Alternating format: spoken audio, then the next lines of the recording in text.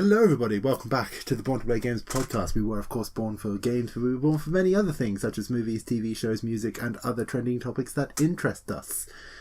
Flawless. I am as ever joined by my faithful partner in crime.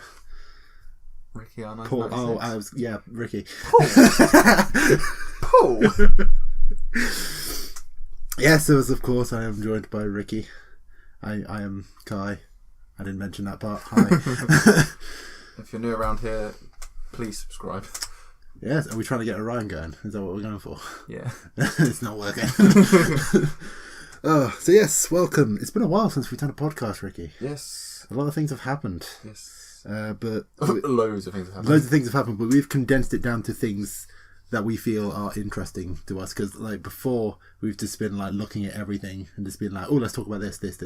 But now we're just condensing things down so they're more manageable. Yes, and hopefully it won't be like stupidly long. Hopefully. No promises. No, this will probably still be at least 2 hours. I was going to say, it depends how much of a tangent we go on, really. Yeah. As always, I suppose we start off with games. Gamey games. Now, do you want to start with actual games or where we went? I think we should go for where we went. Where we went? Where did we go, Ricky? Well, if any of you follow us on Instagrams, Yes. you would have noticed that we went to EGX. Yes. What does EGX stand for, Ricky? Something gaming, I'm guessing. I believe it's Electronic Games Expo. I'm going to say that's the one because you have a leaflet in front of you. I do, but it doesn't say anything on it. Whatever. We went to EGX and we had just EGX is a trade fair for video games held annually in the United Kingdom. Okay, but what does EGX stand for? Attendance last year was 80,000. They haven't released the stats for this year. I don't know, Kai. I don't know what it stands for. I was going to say, I'm asking questions and you're giving the wrong answers. I'm trying to read. I didn't ask for the attendance, but whatever, it doesn't matter. I'm sure anyone who's watching a podcast with the name Born2PlayGames knows what EGX is. Yes, it's in Birmingham. It's in Birmingham. Where the chimneys are. What? Where the chimneys are, or something. That's what people say. Where the chimneys are? I thought it's where the Brummies were. No, that's where they're... No, I don't know. It doesn't matter. But yeah, no, we went to EGX along with Jordan Ash Media. Yes. The Gamer Reacts, I think, is Joe's channel. Is that the name of Joe's channel? Yes. And another guy that doesn't do YouTube who drove us, which was quite yes, Adam. That was very nice of him. Yes. His mini... Yes, I believe we appeared in Joe's vlog occasionally. Yes, Kai appeared in it more than I did. Because I'm just that damn entertaining. I made a very rude noise in one of his vlogs. You did. That's how you got into it. You just made a rude noise. I'm good at those. Yes. Well, to be fair, we kind of split off from them, didn't we? Yes. Because they were there more for the tech part of it. Yeah. And we were there for the game part of it. Yes, we actually played a few games. Yes. Which was on our Instagram story and also in a post. We didn't play any of the AAA big time games. No. For we multiple would love to reasons. have. 2 hour queues for pretty much everything. Exactly. It was 2 hours queues. We were only there for what, 4 hours or so? Yeah, something like that. Yeah, and like literally that would have been one game and done. Yeah. And also like most of the games they had there, we're probably going to get, so we can play them when they come out. We saw glimpses of Spyro. Obviously, we all know what Spyro is. Oh, yeah, exactly, we know what to expect. Yeah, we've all played the first. Well, I've played I think the third one the most, so I know what the game is. Obviously, there was Assassin's Creed Odyssey there, which is now released. Was it? Yeah, I'm pretty sure it was released the other week. Oh, I didn't even know that. What else was there? Well, there was pretty much everything you think of. Division 2 was there. I would have liked to have had a look at that. It was behind all the secret screens. Yeah, they hid all that. Because like a lot of the other ones, they just had screens out. Even if you weren't playing them, you could see what was going on. But Division, they just hid it away, which kind of sucks. The new Metro was there. That was also hidden away. But at one point we walked past it and the Predator was with him, so I don't know what that was. Yeah, that was strange. Were they like... I don't think they had anything to do with it. I just think they were just there at the time. I know, but were they like people in cosplay, or were they like actual people with the event? I think that was just people with the event. I was going to say, because that was far too... Yeah, because that was far too good a cosplay to be... I mean, don't get me wrong, people have pulled up some good shit, but usually they save the good shit for something like the Comic-Cons or PAX or something. Yeah, but then again, I suppose EGX is probably one of the biggest things we've got in the UK. Yeah, probably. What other game? Jump Force was there. We had Kingdom Hearts 3 was there. Yeah, we had a little peek at all of that. I would have liked to have played Jump Force, but there was just so many people there. Yeah, we saw footage of it. Yeah, not a lot. I was kind of hoping to see footage of Yugi Moto in it, which is something we'll get to a bit later on. Cover that later. But we also took a photo with Pip-Boy. We did. I took the sword from the Toy Story Land. And so did I. And so did you. The Keyblade is the correct terminology. Yeah, Keyblade. We also met Spyro. We did. Definitely Spyro. 100% not a man in a mascot suit. We still nerdgasmed. Oh, yeah. Like, we were still, like, again, all these pictures are on our Instagram. There was, like, a 10-year-old in front of us, and we were like, bitch, move. Yeah. We wanted our picture taken with Spyro, and the guy in the suit, or woman in the suit, was a lot smaller than me. So I had to, like, full on, like, squat under their arm. Very fluffy. It was very fluffy. You wouldn't expect a dragon to be fluffy. No, that's exactly it. So there was a bunch of stuff there. Yeah, but in terms of games we've played, we just kind of stuck to indie games. Yeah. And like a lot of the lesser known things, because like we could get in there and there wasn't much of a wait time. I think the longest we waited for one was Exodus Rising. Yes, which was about 10 minutes. Yeah. We were just stood there chatting to one of the developers for a while. Yeah. I want to say his name was Dan. Yeah, so do I. But I don't know. He had a name badge, and I feel really bad for not remembering him because he was a really nice guy. Yes, the company that developed it actually followed us on Twitter. They did. I think they're called Studio 14 Entertainment. Yes. They've also got a Kickstarter for the game, so yeah, Exodus Rising it is. From what they told us, what they had there was a very early build. Yes. Like, but from what they told us, what the plan is for it is to be this full open world, create your own person and what they like, you know, their skills, their abilities, what weapons they use. It's kind of I think I said to you, didn't I? It's kind of like Fable. There's a lot of focus on your character. Yeah. But it feels like it's going to be more than what Fable does from what they were saying to us. Yeah, definitely. Yeah. The art style was brilliant. Yeah. There was 5 people working on it. Yeah, I believe that's what they said. And I think they've been working on it for 6 months, and they want to release it on Xbox and PC in the coming year. They had no funding whatsoever, hence the reason they've done a Kickstarter. Yes. Things like that. But yeah, if you want to follow them, it's at Studio 14 Ent, so ENT. Yeah, but no, they were like, from what, like, I had a little play around on the game, and you could definitely tell it was an early build, but you can't hold it against it, because even like, what did they say, like 6 months? Yeah. For what they've made in 6 months, I was quite impressed with it. Like, visually, at least, it looked fantastic. Like, in a 6 month time period, yeah, there's a lot to work out in, like, the actual gameplay sense of it, and a lot of, like, the animations. But, you know, for the amount of time they've had on it, I was quite impressed by it. There is a video of me playing it on Instagram. Yes, there is. Yes. Just quickly gone onto the Kickstarter page now. Yes. They want a goal of £15,000 by the 20th of October. Yes. They're currently on just under 6,000. So it's not a bad start. No, it's not a bad start. But I think they said they're going to try and publish the game anyway. Yeah. Obviously the funding will help, because obviously where it's out of their own pocket just helps them, doesn't it? Just want to clarify as well, we're not sponsored by them. No, they don't even know we're doing this. No.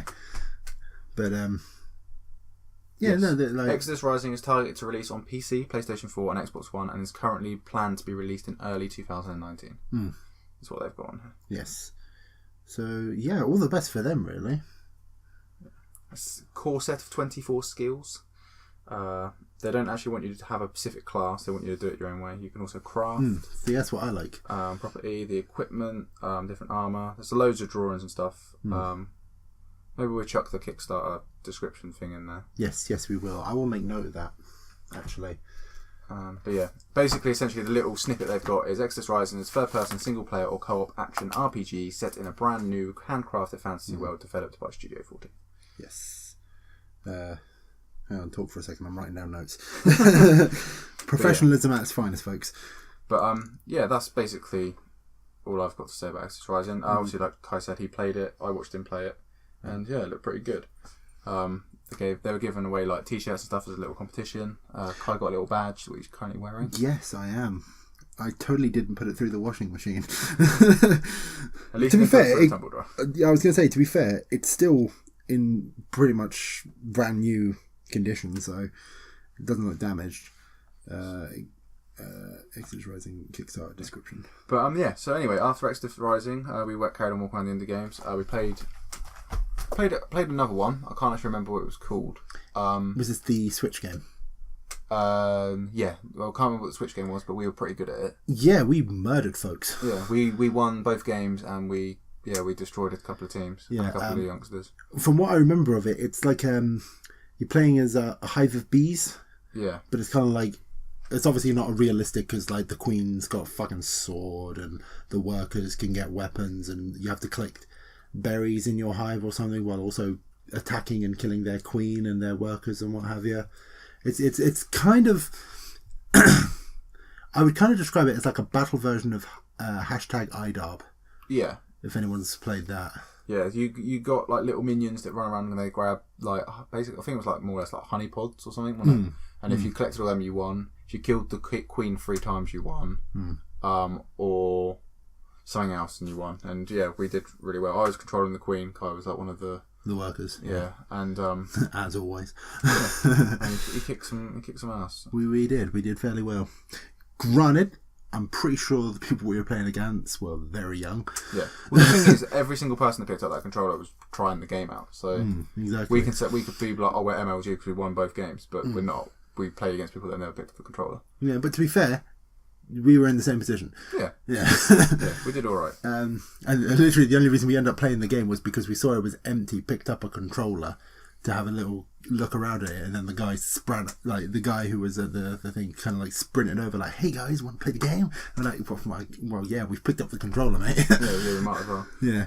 But yeah, so after that, obviously, I think that was the first game we played. Then we played Exodus Rising. Yes. And then we went on to walk around on Instagram. Obviously, like I said, the videos are there. Probably the funniest video we have on Instagram currently is a video of Kai playing Honey, I Joined a Cult. Yeah. He made a team. Obviously, I think it was like the cult was called Born2PlayGames. Obviously, it had myself, it had Jordan Ash Media. No, what it was the cult was Born to Play Games and what have you, but it was like you could name a god to worship, and I believe I selected Jordan as the god. There you go. So Jordan was the god. Yeah. But like I said, the video was hilarious because as I'm filming Kai do it, he just turns around and goes, I have no fucking clue what I am doing. I didn't. Like, there was tutorials, I read the tutorials, and I didn't get it. I didn't get it. I don't know whether it was like the environment I wasn't taking it all in. Yeah. But like just being in that area, I didn't. Yeah, but essentially the little bracket of the game for that is create, build, and run your own 1970s cult. But it was like the art style was very escapisty. Yes, it was very escapisty. Escapist. That was the game I was thinking of. Yeah, thing. And then after that, or in between, something like that, I played a game called Medieval Steve. Tell us about Medieval Steve, Ricky. Because you got very hyped thinking it was something else. I thought it was medieval, like a remaster of medieval. I'm not going to deny. But yeah, no, Medieval Steve was different, but it was enjoyable. It was very like just the same thing over and over and over again. It's already out on Steam. I looked it up the other day. There's not many people playing it by the looks of it, but Medieval Steve actually liked our Instagram post.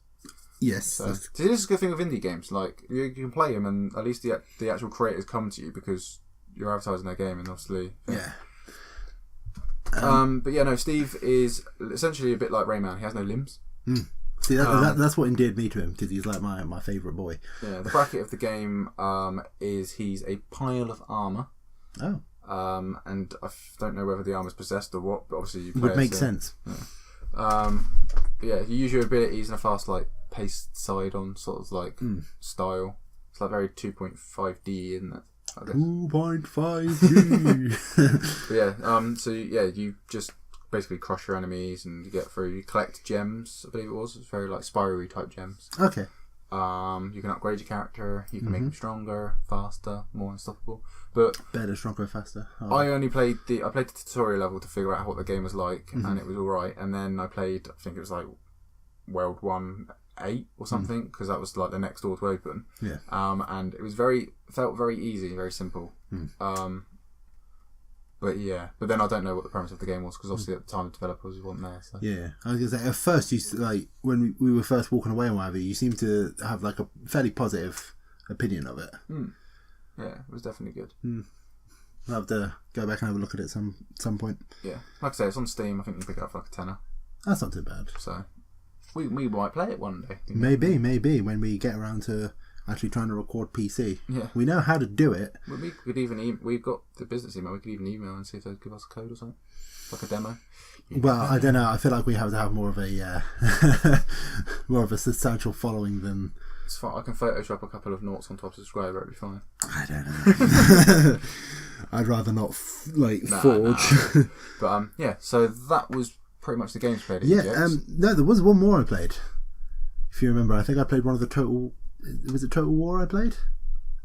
If you remember, because yes, Smash was on behind us. Yeah, I didn't actually watch you play that. Yeah, from what I can tell you, again, I had no fucking clue what I was doing. I can probably find what the game is called because I remember taking a picture of it. I'm pretty sure it is Total War. Yeah, that's why I was just on my phone a second ago because I was like, did we put it on Instagram? I can't remember. We didn't put it on we put it in the little story thing. Of course we did. Yes, I'm pretty sure it was Total War.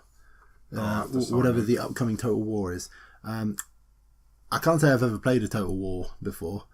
In all honesty, the main reason I was playing it because we were walking past and the seat was empty, and I thought, well, fuck it, I'll give it a go. I was watching Smash on the other TV. Yes, because there was I believe they had a few people who were in the audience come up and play the game for a bit. Yeah. Had a couple people playing as Ridley. No, somebody playing as Ridley, somebody playing as the other new character person.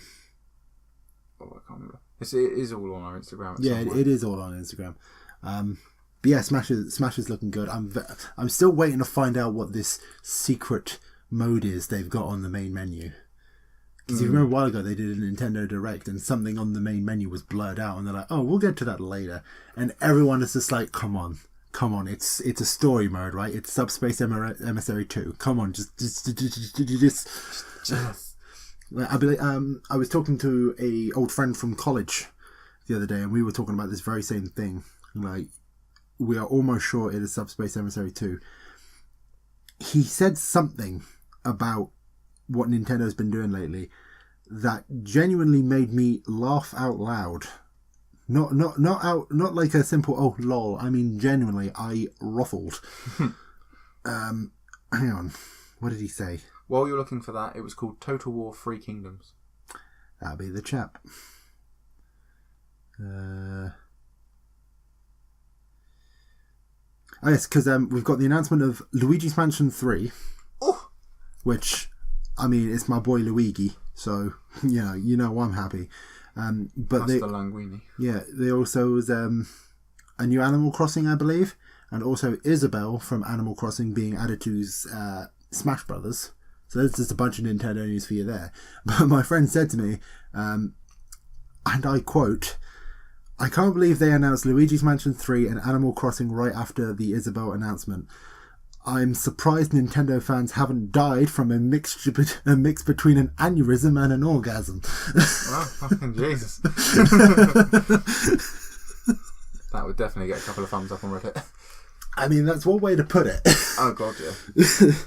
But yeah, no. I mean, I personally have never been too fussed by Animal Crossing. No, a lot of people do like it. Yeah, I can see why people would like it, but for me, there's just not enough going on. I can never remember if my ex actually played it or if she always wanted to, but she was always kept telling me to get it for the Switch. I did have the 3DS game. I believe it was New Leaf, something like that. I don't know. I did play it for a bit, but I couldn't. The way people talked about it, like I watched a bunch of people like Dodger or Press Out to Continue, whatever you want to call her. She had talked about Animal Crossing a lot on the Co-optional podcast, and she was just saying like, "Oh, I've been playing it for like a month. I can't stop playing it." And it's like, how? I can't. I could barely play it for a day. Yeah, mad. Yeah, and then you got other. I don't know. It's just not for me. If it's for you, fucking you crack on. Yeah, definitely. Yeah. So anyway, I think that wraps up EGX. Is it or is it not? I would say so. Yeah. So did we mention the part where we got a picture taken with Spyro? Yes. And the Keyblade. Yes. And Pip-Boy. Yes. Did we mention the part where we got a Pip-Boy mask? No. That is genuinely terrifying. Yes, if you go on to Kai's Instagram. Yes, there's a picture of me looking at Kwade-Kade. At Kwade-Kade. Yeah. He has. Description.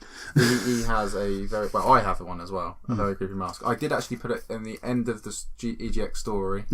I put what a good day or something, thanks, and then Yeah. there was a picture of the Pip-Boy and my little wristband. Yeah, we also got a little party hat, Fallout party hat. Yes. Well, I didn't. You did. Oh yeah, I did. Yeah, we got the crown as well from...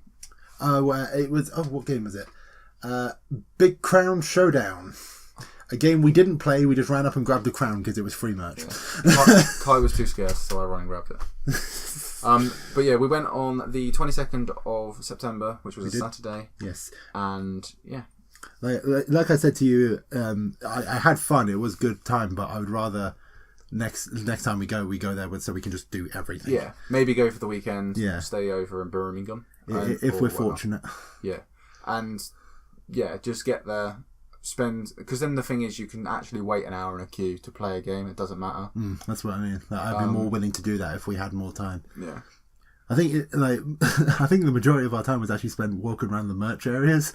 Yes. And I ended up buying just an ungodly amount of Dragon Ball Super card game packs. To be fair, I got some good ones. To be fair, I probably could have spent an easy £100 on pop vinyls. Yeah. So I wanted a Luigi cap, but all they had was Mario caps. yes, and to be fair, that was £30. I would have paid it. That dressing gown though, the Luigi dressing gown. Oh, that was awful. That easily would have been like £70 plus probably. I would have paid it. You would have. This is true. Yeah.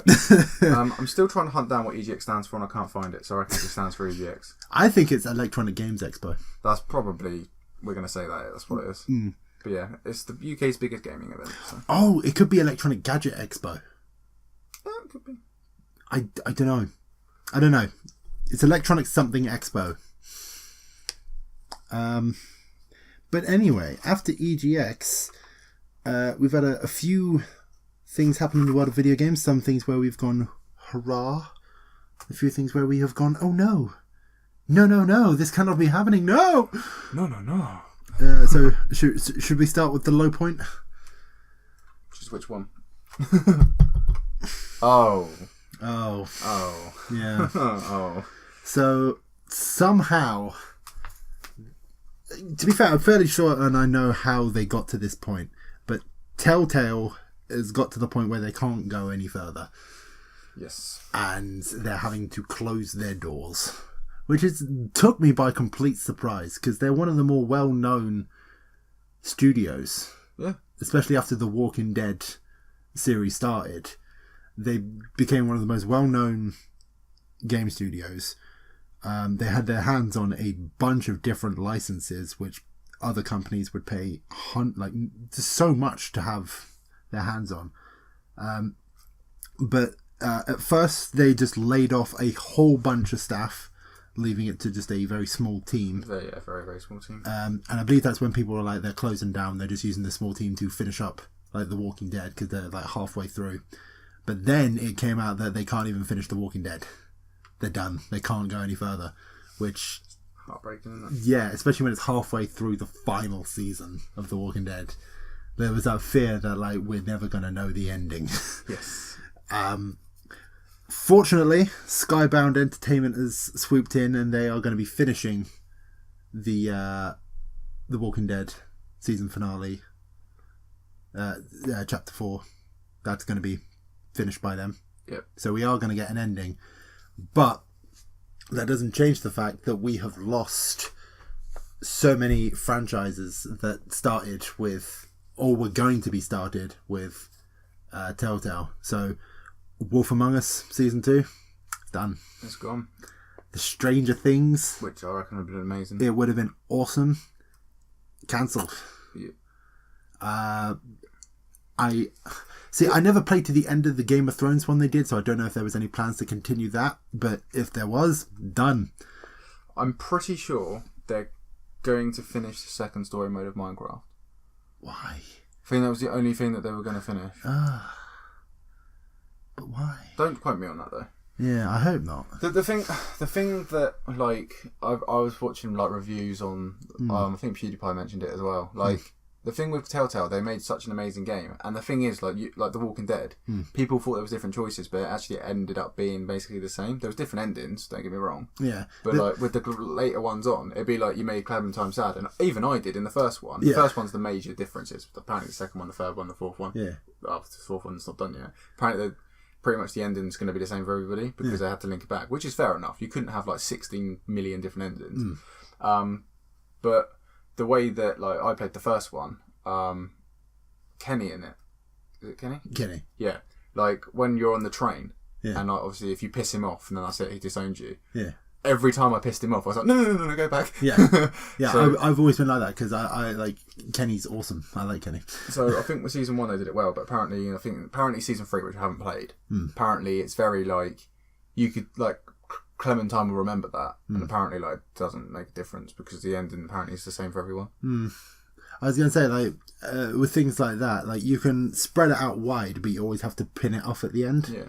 You know what I mean? The thing is, I think the example a lot of YouTubers used. Obviously, Telltale had already been working on the games and stuff at the time, and obviously they needed it to come to an end because everything good needs to come to an end at some point.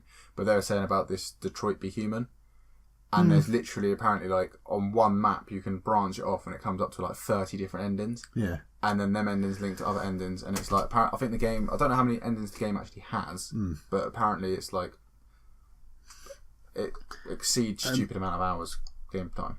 I can't remember which YouTuber I saw said it. It was either PewDiePie or the guy who does the Beat 'em Ups channel. I can't remember his name for the life of me, and I apologise for that because he is a very nice person. But one of them said that they believe the main problem Telltale had was their model. Yeah, they had like they released things in chapters, right? But a lot of people would wait until all of the chapters have come out and then play through the whole thing. But when they're releasing it chapter by chapter by chapter, they're releasing things and fewer people are buying them. So it makes it harder to carry on. Yeah. And that's... The thing is as well, like, I don't know whether it did or not, but the YouTube scene might have killed some of them off. Because the thing is, like, not so much with most of them because it is like different outlets. It depends on how you play it.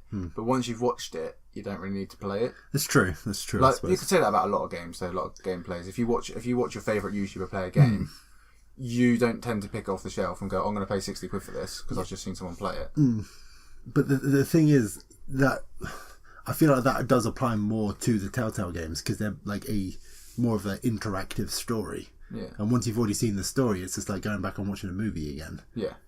You know, you're less interested to do it. Like I've got all these DVDs up here, but the amount of times I go back and watch a movie is rare. Yeah, that's exactly it. Unless it's like a... Yeah. I feel like with like other games, like I've watched the Game Grumps play countless games and I've still played them. Yeah. Because like it's different experiencing it yourself. And I suppose that is in a way true for some of the Telltale games, but the main focus of the Telltale games is the story you go through. Cinematic storyline sort of thing. And yeah, you could do a few things differently to what the YouTuber you watched did, but as you say, it all comes back to the same point. Yeah. So, you know, it sucks. It's a different one. Like the thing is, like obviously again, and also as well with Telltale, I don't know how often they do it, but I bought that big package. You did the same. I was going to say I did the same. And it was like I think it was 30 quid, and you got the Game of Thrones, the Borderlands, the Wolf Among Us. Yeah, Wolf Among Us, Walking Dead 1 and 2, and 400 Days. And 400 Days. Like, that's a lot of gameage just for a cheap price. And the thing is, when the season passes came out, or the little chapter pass, whatever you want to call them, you're thinking, like, 30 quid. But if you wait for one of the big sales and you're getting it all, and it's like, well... Granted, that's with any game. Like, any game has a sale when you buy it a lot cheaper. Yeah. But that was unbelievable. Seeing a game company with all them games that I wanted to play. It's like Back to the Future. I bought that, I think it was like £2. Yeah. £3 or something. See, that was good as well, Back to the Future. Yeah. See, they had their hands on a lot of franchises that that were awesome. Like I said, the Stranger Things, they had the rights to that. They had the rights to Sam & Max. Have you heard of them? Yep, Sam & Max. I would have loved to have seen another Sam & Max game. I'm really hoping that, obviously, with their closure, the rights to make games for some of these franchises are going to be like up for auction to other companies or something. Like what happened with THQ when they closed down. Like obviously the WWE game was bought off by 2K. Saints Row was bought by someone. You know, like all the rights were bought off by other companies. And I'm really hoping that someone like picks up like Sam & Max and Stranger Things. Yeah. I could be fine with Walking Dead being left alone, I think. Yeah. See, I don't know whether they ended the other ones, but the other franchises they had hold of was Guardians of the Galaxy. Did they? Yeah. Of course they did, yeah. Batman. They released it. They did release it. Yeah, they did. And Batman. And Batman. So... See, that was, the Batman one was really interesting to me. Especially the Joker. See, that came out on free for PSN. So we could always play the first season. Yeah. PSN gets all the good shit. Obviously, we unfortunately now lose... They haven't brought out one recently, but they had CSI. Oh, yeah. What other ones? They had Poker Night as well, something like that. Oh, Poker Night of the Infantry. Oh, Poker Night of the Infantry! No! Don't quote me on it. Did they have Monkey Island?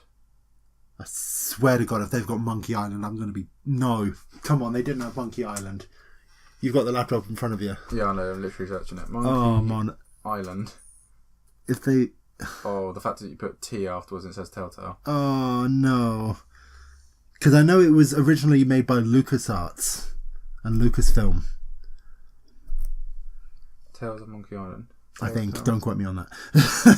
Yeah, no, it does look like it was a Telltale. Ah, fuck. Okay, so I want someone to sweep up that. Like, just take that as well. Take Sam and Max. Take Monkey Island, Stranger Things, the fucking Batman one, and Poker Night of the Infantry. Just save it. Just save it, please. I'm desperate. I heard somewhere as well they were going to do Hellboy. Ah, that would have been interesting. I do like Hellboy. Yeah. There's a point. I might as well say it now because we're on to the subject and it links. They're bringing out a new Hellboy film in 2019. Are they? And it's called Legendary as Fuck. I like it. Well, Legendary AF. But yeah, Hellboy in 2019. I don't know if there was an actual date. I think it was April. Because... Thingy. See, like... I like... April 12th. Yeah, I like the idea of there being another Hellboy film, but I'm going to be... like, what's the word? I'm not going to be as excited about it until I see the character, you know, because the trailer and the trailers. Because they've only released the poster. I'll show you the poster now. Okay. But yeah, no, Hellboy. Do they have who's playing Hellboy? Probably do somewhere. Yeah. We'll look at that outside of the thing there. Yeah. But yeah, like. Ooh. Oh yeah. Oh, I think it's the. Yeah, it's the original guy. Yeah, I think by the looks of it. But yeah, Legendary AF it's called. Yeah, no, that looks good. What was I going to say?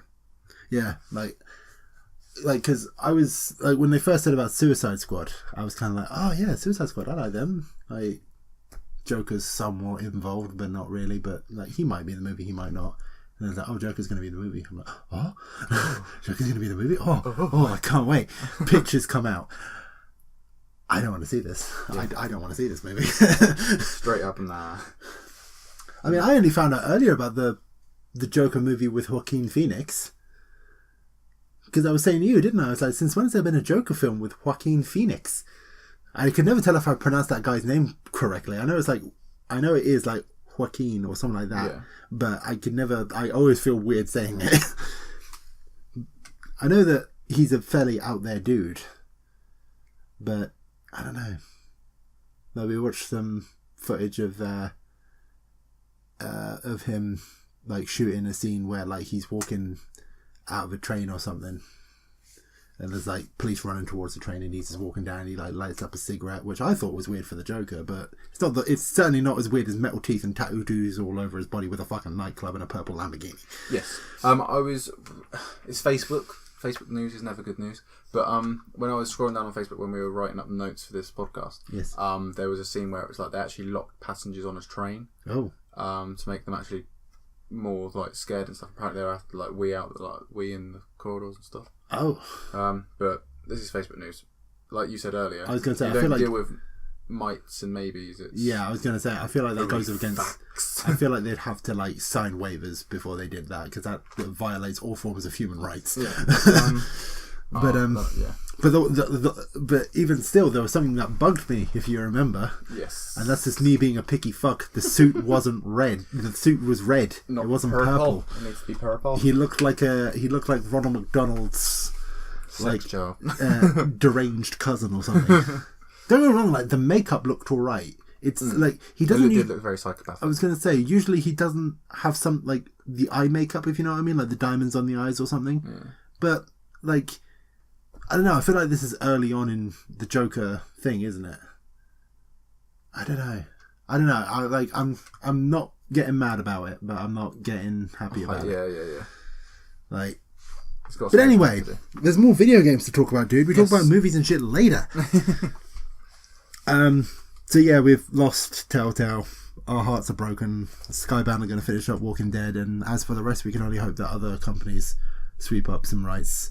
Monkey Island, Sam and Max, please. For the love of God, please. I'm sure there'll be a Stranger Things game in some way made somewhere. I know there's a mobile game they made that was a thing. They did a VR experience for the. I was going to say just for the Samsung Gear, but I don't think it was. I think it was for all sorts of things. Probably. There's an app called Face Your Fears, and you can do ones. There's ones with snakes on it. There's ones with birds. There's a plane crash. Drowning, spiders, like all the sorts of fears you can think of. I was going to say, ones shit me up. You named two of my top right there. Yeah, I did download them all, and I was going to hope to do them like in a little games night or something, like just a bit of joke. No, we might have to try and film it somehow if we can. But they actually did a Stranger Things one on that, and I've never seen Stranger Things. I'm not going to deny that I haven't seen it. I do want to see it. Yeah, I'm going to straight up. I haven't seen it either. Yeah, I do want to see it. I do have very eager feelings to watch it. Yeah, me and my ex have been like, we're still friends, have been saying for ages that we want to watch it. Even now we're just like, oh, we still need to watch it. I'm hoping to watch it at some point. But they did a Stranger Things. You've got a lot of things you need to watch, Mr. I haven't watched Game of Thrones. I know. Can you fucking believe this, people? This boy. I've seen majority of season 1 now and season 2. Oh, good. So you're catching up. Yeah, I'm getting there. Good. But they did a Stranger Things VR experience, and it was pretty scary. Oh no. It's pretty good. Pretty scary. But yes, R.I.P. Telltale. You will be missed. Yes. One day they come to the channel as well. I think we've said this about 600 times. They will. Like their games aren't going. Like games they've released aren't going anywhere. So. As a memoriam to Telltale, we shall play their games. Yes. All of them. So I even bought the Michonne one. Yes, you did. You bought the Michonne one just for the channel. But let's move on to some happier news, because we are hearing even more details about Red Dead Redemption 2. Oh, when are they going to stop? Like, you know, a man can only shoot so many loads in a day. I was going to say, Kleenex only do about 200 tissues, and I've already used them. Exactly. To be fair, though, a few of the things, well, at least one of the things on here kind of made me go, ooh, no. And that was 105 gigabytes of install. Oof. Now, that is a Roblox death sound. That is. Now, in some ways, I can see it being good, because I'm like, this game is going to be fucking huge and amazing. On the other hand, I am a I keep forgetting words. What is wrong with me? I'm a person who doesn't spend money a lot. Yeah. The thing is, we're both Xbox One basic bitches. Yes, we have literally day one Xbox Ones, 500 gigabytes. That's a fifth being dedicated. See, I'm lucky because I have 2 Xboxes. Yes, I have the one. Yeah, I do want to get an Xbox One S, terabyte one, but then I do now want to get an X, because obviously the 4K. Cheapskate. That's what I am. Yeah. There you go. You got there in the end. But yeah, no, we've only got the 500 gigs, so that's literally uninstalling pretty much everything now. Yeah, and like, I'm not trying to make it sound like I am the ultimate victim, but for me, I feel it's worse than you. Yeah. Because a lot of the games I play are the big RPGs that take up a lot of memory. Literally, for me, I can just I can uninstall FIFA 18. Yeah. And GTA 5. But for me, I've got to be there like, oh, I don't want to install The Witcher 3, but I really want to play Red Dead Redemption. It's going to be unbelievable. Oh, yeah. The smallest of features, which we're pretty much going to go on to. Oh, yeah, like, they've gone into some detail, some unnecessary detail in some cases, I'd say, with one of them at least. But, so, online mode was confirmed. Yep. I think we all knew online was going to be a thing. After the GTA success, of course it's going to be. Which was kind of started in Red Dead Redemption when you think about it, the first one. I say the first one. Red Dead Revolver was the first one. This is technically the third Red Dead game. But it's going to be supporting 32 online players. Did we find out if that was more than GTA or not? I did try and Google it. All I could find out was that they allow 32 multiplayer, but on PC. So I don't know whether that's for the game console world. I feel like it's more. They have confirmed a first-person mode, which, again, I think most of us kind of figured out was going to be a thing after GTA 5. Should we just go for it? They've got ball physics. They've got horse bollocks physics. Yes, so when you're riding in like the deserty areas or the hot areas, it's going to be big bollock Henry the horse. Do your balls hang low? Do they wobble to and fro? And then in the wintry, it's going to be small bollock McGee. Oh yeah, apparently the horse's balls will shrivel up in the fucking snow. I've just googled it and I thought I'd do it. There's 79 amazing little details. I won't go through all of them. Okay. Number one, straight away, blew my mind. So Arthur's facial blew hair... your moon? blew my moon. It's blew your moon. Blew my mind. So Arthur, which is the main protagonist, yes, his facial hair grows in actual real-time game physics, and his opinions and style, it depends on how long it has gotten, like facial hair in real life. Yeah. He can decide, obviously then number two, he can shave it at the tent if he wants to, go in clean shave and keeping a full beard, or just trimming it down to make it look more neat. This is allowing for chin, cheeks, sideburns, if they want to be shorter, medium or long, which is unreal. You can change his hairstyle at any point, which is fair enough in the barbers in town. Forget hairstyle. He is having the greatest of biggest of bushiest beards. If you don't eat and rest, Arthur will actually suffer with fatigue. Oh, Jesus. Obviously, I guess probably losing health and stuff. A bit like San Andreas. Yes, I was going to say, this is like hardcore mode then. Arthur will visibly lose and gain weight depending on how much food he eats. GTA style. Yep. Or San Andreas at least. Bodies of drowned enemies are marked as a small X on the minimap, so you can go back and loot their corpses. So people that just randomly drown and stuff.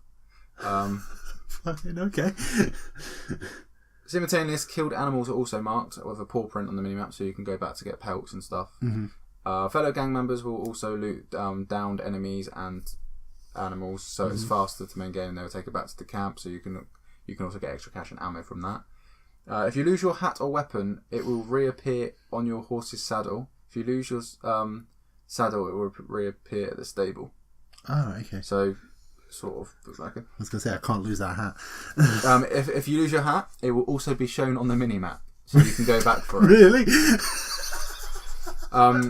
What? Yeah, you can wear animal carcasses as a hat. Outfits are customizable. Oh my! Insane degree. Right, you can now choose. Dude, you can stop. I'm gonna get the game. you can choose whether you want your pants tucked in, your boots or no boots. You can have your sleeves rolled up or not. It's your choice. Oh my god! Right, people.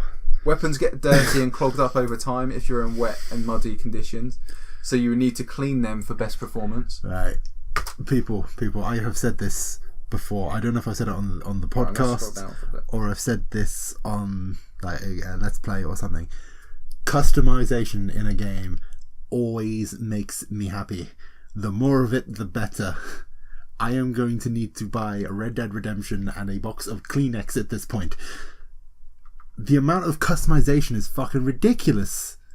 Fucking sleeves up, sleeves down. Big bushy beard, you can shave it and what have you. You can fucking hats on the mini-map.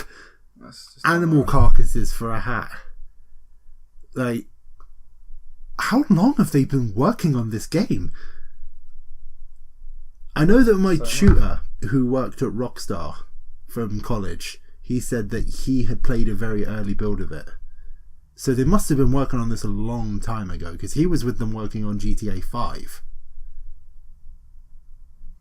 So they must have been working on this for fucking years.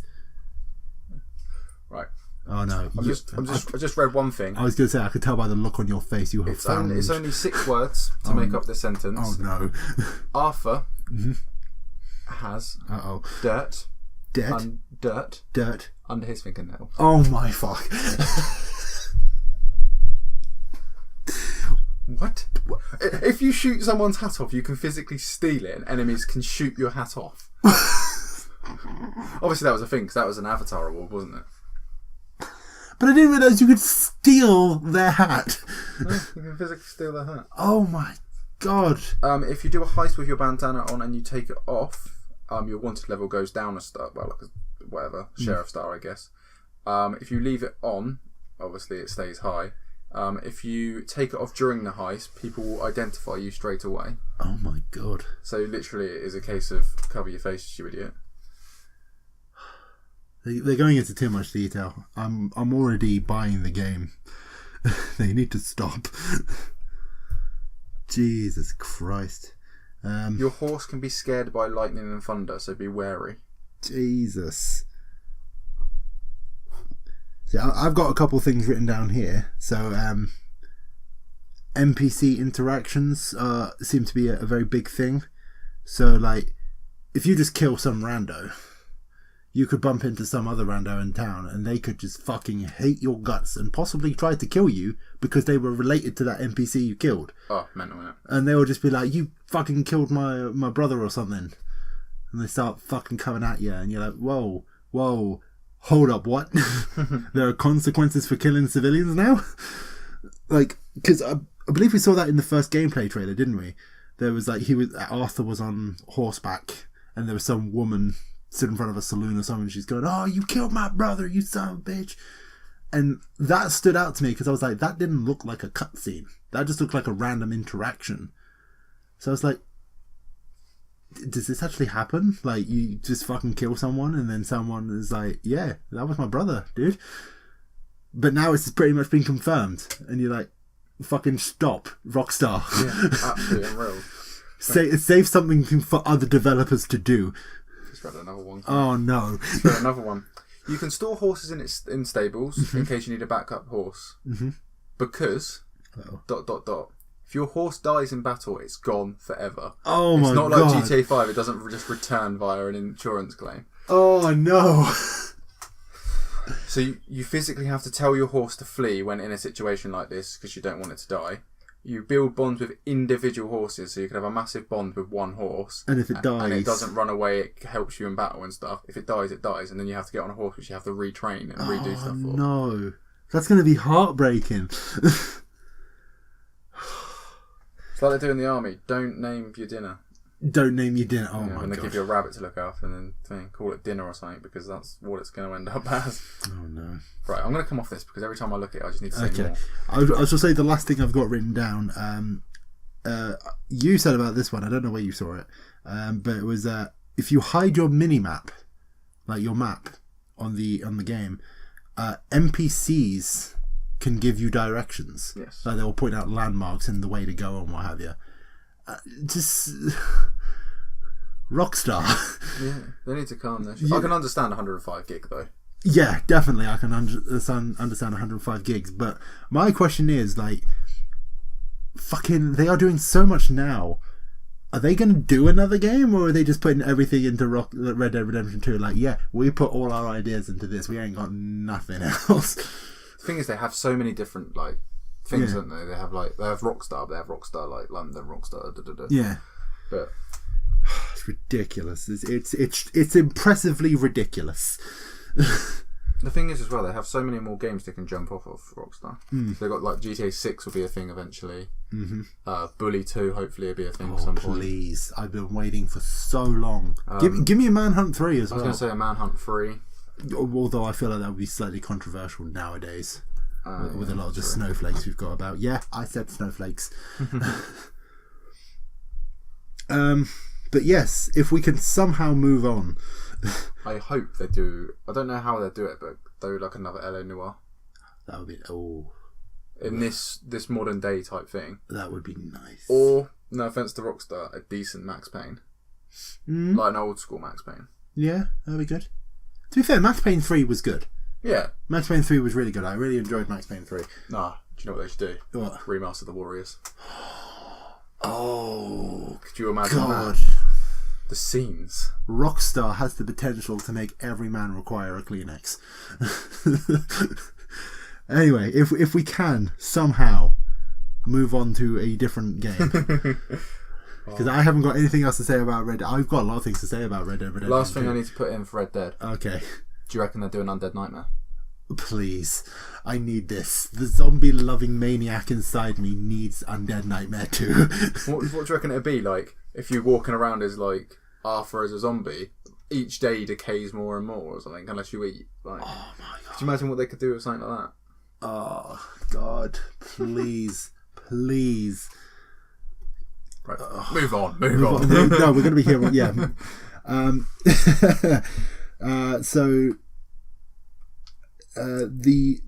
We've got like 5 things in games left to talk about. One of them is something that we can actually put some talk into. The other 4 are just rapid fire, like, yep, these things are happening. So we'll talk about the big one first.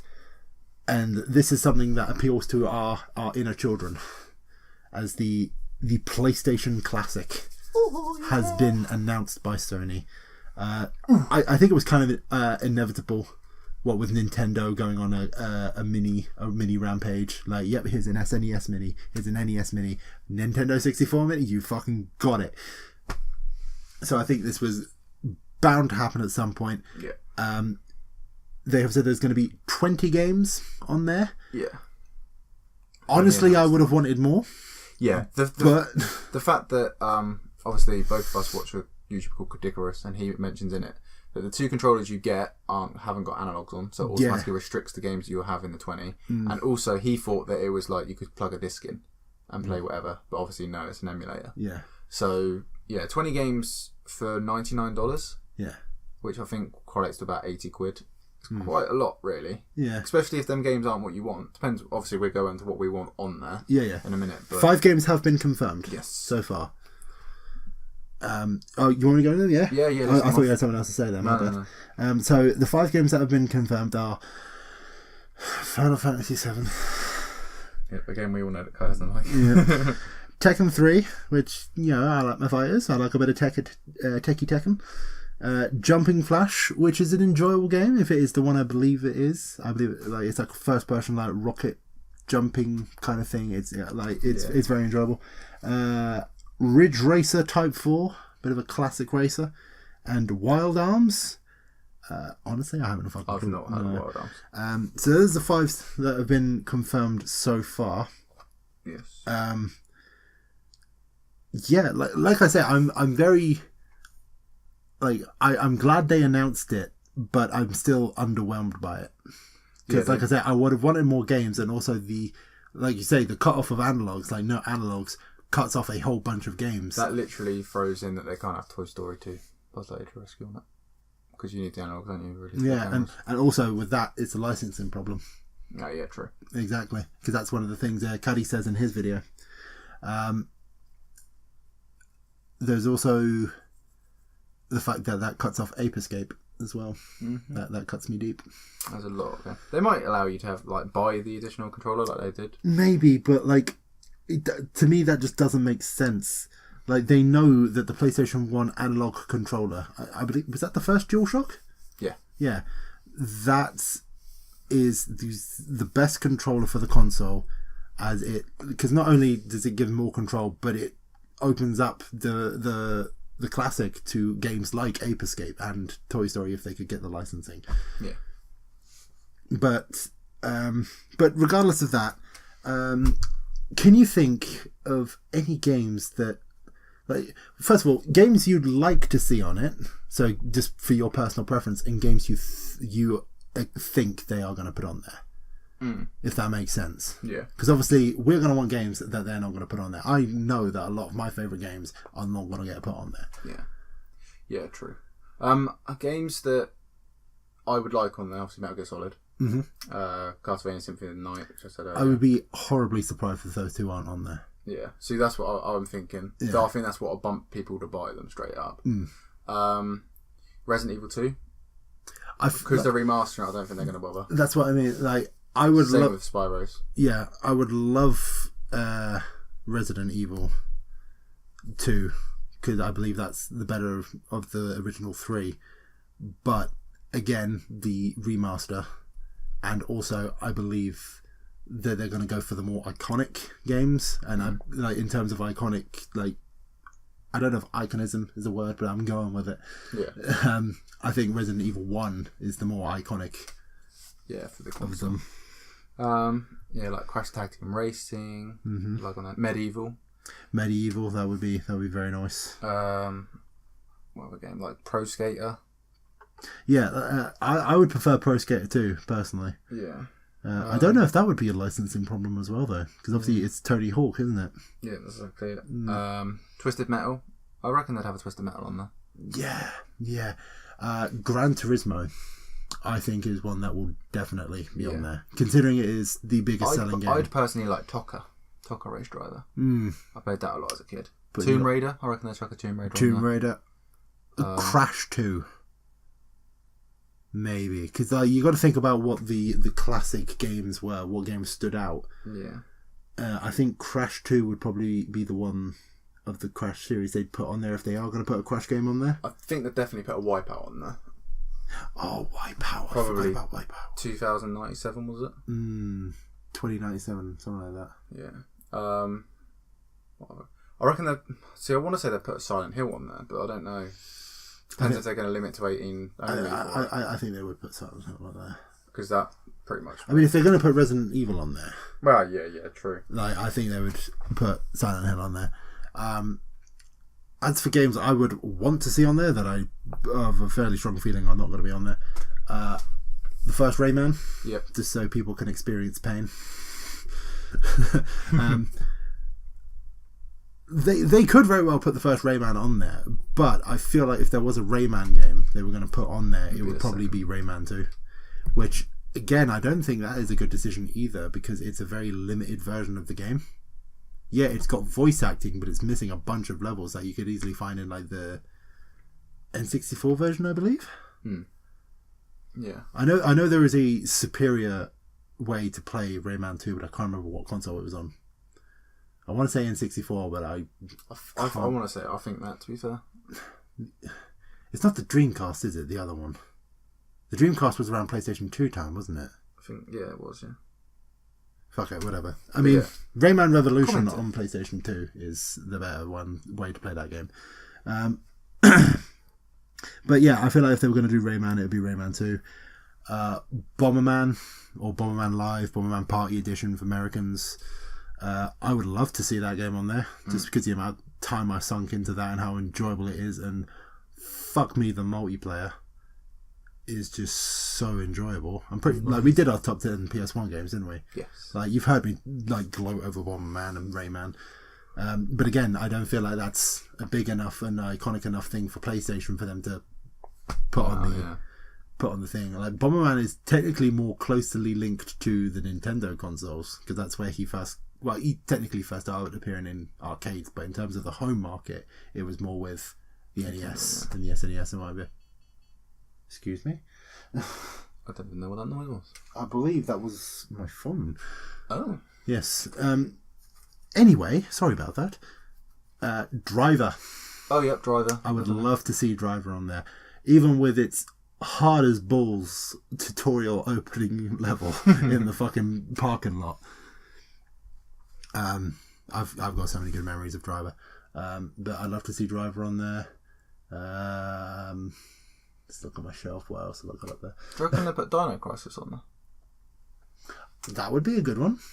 I would certainly agree with a bit of Dino Crisis. Ape Escape. Analog. Yeah, that's the only problem. Motherfuckers. I would love to see, again, this is a licensing problem, but I'd like to see WWF SmackDown 2 Know Your Role. Just because that game is old school, innit? Like, it's just so good. So good. I could talk, like, it's strange that I could talk for hours about a wrestling game. But yeah, off the top of my head, I can't really think of many more. What about Loaded? You used to play that. Loaded! See, I would love to see Loaded on there. But again, I just don't see it happening with Sony's say-so. Yeah. What's that? It's like something the rapper. It's like Parappa. Parappa the Rapper. That's a good shout. They might put Parappa on there. Tomba? I never played it. Apparently it's alright. Yeah, Caddy, right? Yeah. I believe Tomba is one that maybe a few people would like to see on there. I would like to see it on there because obviously I've seen people say it's a really enjoyable game and I've never played it, and I would love to give it a go. So if it's on the PlayStation Classic, then fucking hell's yeah. But I don't know if it's that recognised as one of the... Abe's Odyssey, Abe's Exodus. Oh yeah, that would be a really good one. I'd be surprised if one of them isn't on there. They'd probably go with Odyssey over Exodus. I'd prefer Exodus. Yeah. But they'd probably go with Odyssey. And of course, the greatest game of all time, Simpsons Wrestling. But yeah, there's... When they did the PlayStation 2 Classic, if Simpsons hit and running on that amount. Oh, but again, it's a licensing problem. That's the only thing. I know. Heartbreaking, isn't it? GTA London. Oh, yeah. They could get one of the classic GTAs on there, maybe. That'd be pretty sick. That'd be pretty... I wouldn't mind a bit of that. But was the original Soul Reaver on PlayStation 1? That's Soul Reaver. Are you thinking Legacy of Kain? Legacy of Kain Soul Reaver? Yeah, I think that's what it was. Was that what it called? That would be a good one. I had the second one on PlayStation 2. I bought it in game fucking years ago when it was like 10 for a $5. Yeah. But yeah, like, that's all I can think of off the top of my head. Yeah, I can't think of any more. There's probably people screaming right now. There probably is, like, what about that? Nah, they're probably... What about the Simpsons skateboarding game? That was Simpsons, PS2, that's PS2. Yeah. Simpsons Wrestling. That's all you need. Road Rage, that's PS2. Bubsy 3D. Oh no. Bubsy 3D, greatest game of all time, greatest 3D game of all time. Get it on there. My ex loved that game. Why? I don't know. It is horrible. I would say I phoned her, but she's currently working. Oh my... No, like, she works down the road. I'm going to go down there and ask her why the fuck she likes Bubsy 3D. Cut her up. That game is a dumpster fire. There is like, you cannot honestly tell me that a 3D platformer with tank controls is a good fucking game. Shut up, computer. See, even the computer's agreeing with you. Yeah. It was like, oh, you're right. That's what it was saying. That's what Goku was screaming. Oh, yeah, I don't know if we've mentioned in other podcasts. The first podcast we did, well, I think the second one we did, we had like a drone flying over like icy mountains. Yeah, because it was really hot and we were like, oh, that'll make us feel cool. Yeah, then we had a crackling, sizzling fire. Yeah. And now we currently have Goku screaming for 10 hours. Yeah. We're just going to have like a random thing playing in the background while we do the podcast. For anyone curious which Goku screaming it is, it's when he first goes Super Saiyan 3. So with that badass music. But yeah, I think does that conclude our classic? I would say that concludes the classic. I have hopes for it, but I also have reservations. I've not got any of the minis. Yeah. So I can't say I'm going to get it, I'm not going to get it. Don't get me wrong. I'd rather have the minis that are already out over this PlayStation. I would love myself an SNES mini. Yes, exactly the same. Depending on what games they release, if they release some of the ones that we won't expect and they jump on there. The thing is, again, it depends on the game. Like, for 80 quid, if they're going to chuck on like a Crash, a Spyro, Medieval, Tomb Raider, Resident Evil, Dino Crisis, or something like random games like that. To be fair, you're pretty idiotic if you don't pick it up for 80 quid. Because if you try to even buy the original Crashes now on PlayStation 1, you're looking at £25 a pop. Oh, yeah. So I've got Crash 2 Quantum Strikes back up there, and I believe I paid like 25 quid for it. Yeah. At our lovely PlayStation 1 game establishment on the island. Chips. Fucking expensive. Chips down Washbell Lane in Newport. Yes, sponsored. Always reminds me of Harry Potter. Walking down that lane. It's like Diagon Alley. You don't watch Harry Potter, so it doesn't matter. Yeah, anyways, moving on. We're going to move on to some rapid fire. Some rapid fire. Does a podcast no rapid fire with us? What? I said, does a podcast no rapid fire with us? No. Considering we spent like 15 minutes pretty much jizzing over fucking Red Dead Redemption 2, mate. I was going to say, if your mic wasn't already white, it would have been by the end of it. But yes, so, real quick, Jump Force, they announced that Yugi Moto would be in the game. And upon saying that, I was kind of like, fucking wait, what? Yeah. You're going to put Yugi Moto, a guy whose main move was throwing a card on a bunch of plastic against dudes who... fucking Goku there. You know, guys who could literally destroy a planet if they wanted to. Like, I showed you the thing, didn't I? Where it was like, oh, Yugi's been added to Jump Force. Yugi summons the Dark Magician and ends his turn. Vegeta punches a hole through his face. I think I actually tagged you in that, to be fair. You probably did. I think I tagged you and there's some media in it. But, like, because like I said earlier when we were at EGX, I was trying to look around Jump Force to see if they had like Yugi Moto being displayed, but from what I saw, he wasn't on the character select screen. No, it was just the ones from the original gameplay. So that was kind of a bummer. But I think some gameplay has been shown since then, and it's pretty much confirmed what we thought. Like, he fights with the monsters. Like like you'll summon Dark Magician, then Dark Magician will start throwing out a few attacks. Meanwhile, he's just standing there looking like somebody who uses way too much hair product. It's basically going to be a bit like, I reckon, the Pokemon trainer from Smash Bros. Yeah, pretty much. Like, the monsters. I choose you. Well, obviously, it's not. The monsters I saw were Dark Magician and Dark Magician Girl. I don't know if they'll be his only monsters that he'll use. Wouldn't surprise me because they are his main dudes. If they've got like final attacks, you know, like Goku hits like a massive Kamehameha or something, and like Vegeta hits a big old final flash. If Yugi doesn't summon Exodia as his final, then there's going to be issues. I'm just waiting for or the Egyptian gods. I'm just waiting for them to announce the newest character of Mash Ketchup. Mash Ketchup? Ash Ketchum. Oh, for fuck's sake. They might. No, they won't. Because it's Shonen Jump characters. Yeah, I know. But is Kenshiro in there?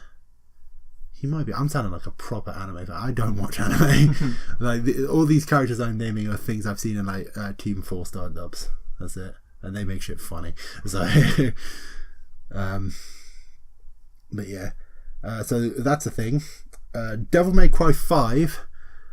I like me a bit of Devil May Cry. Devil May Cry 5 is looking good, but for whatever fucking reason, they've added the Mega Buster from Mega Man into Devil May Cry. Soon.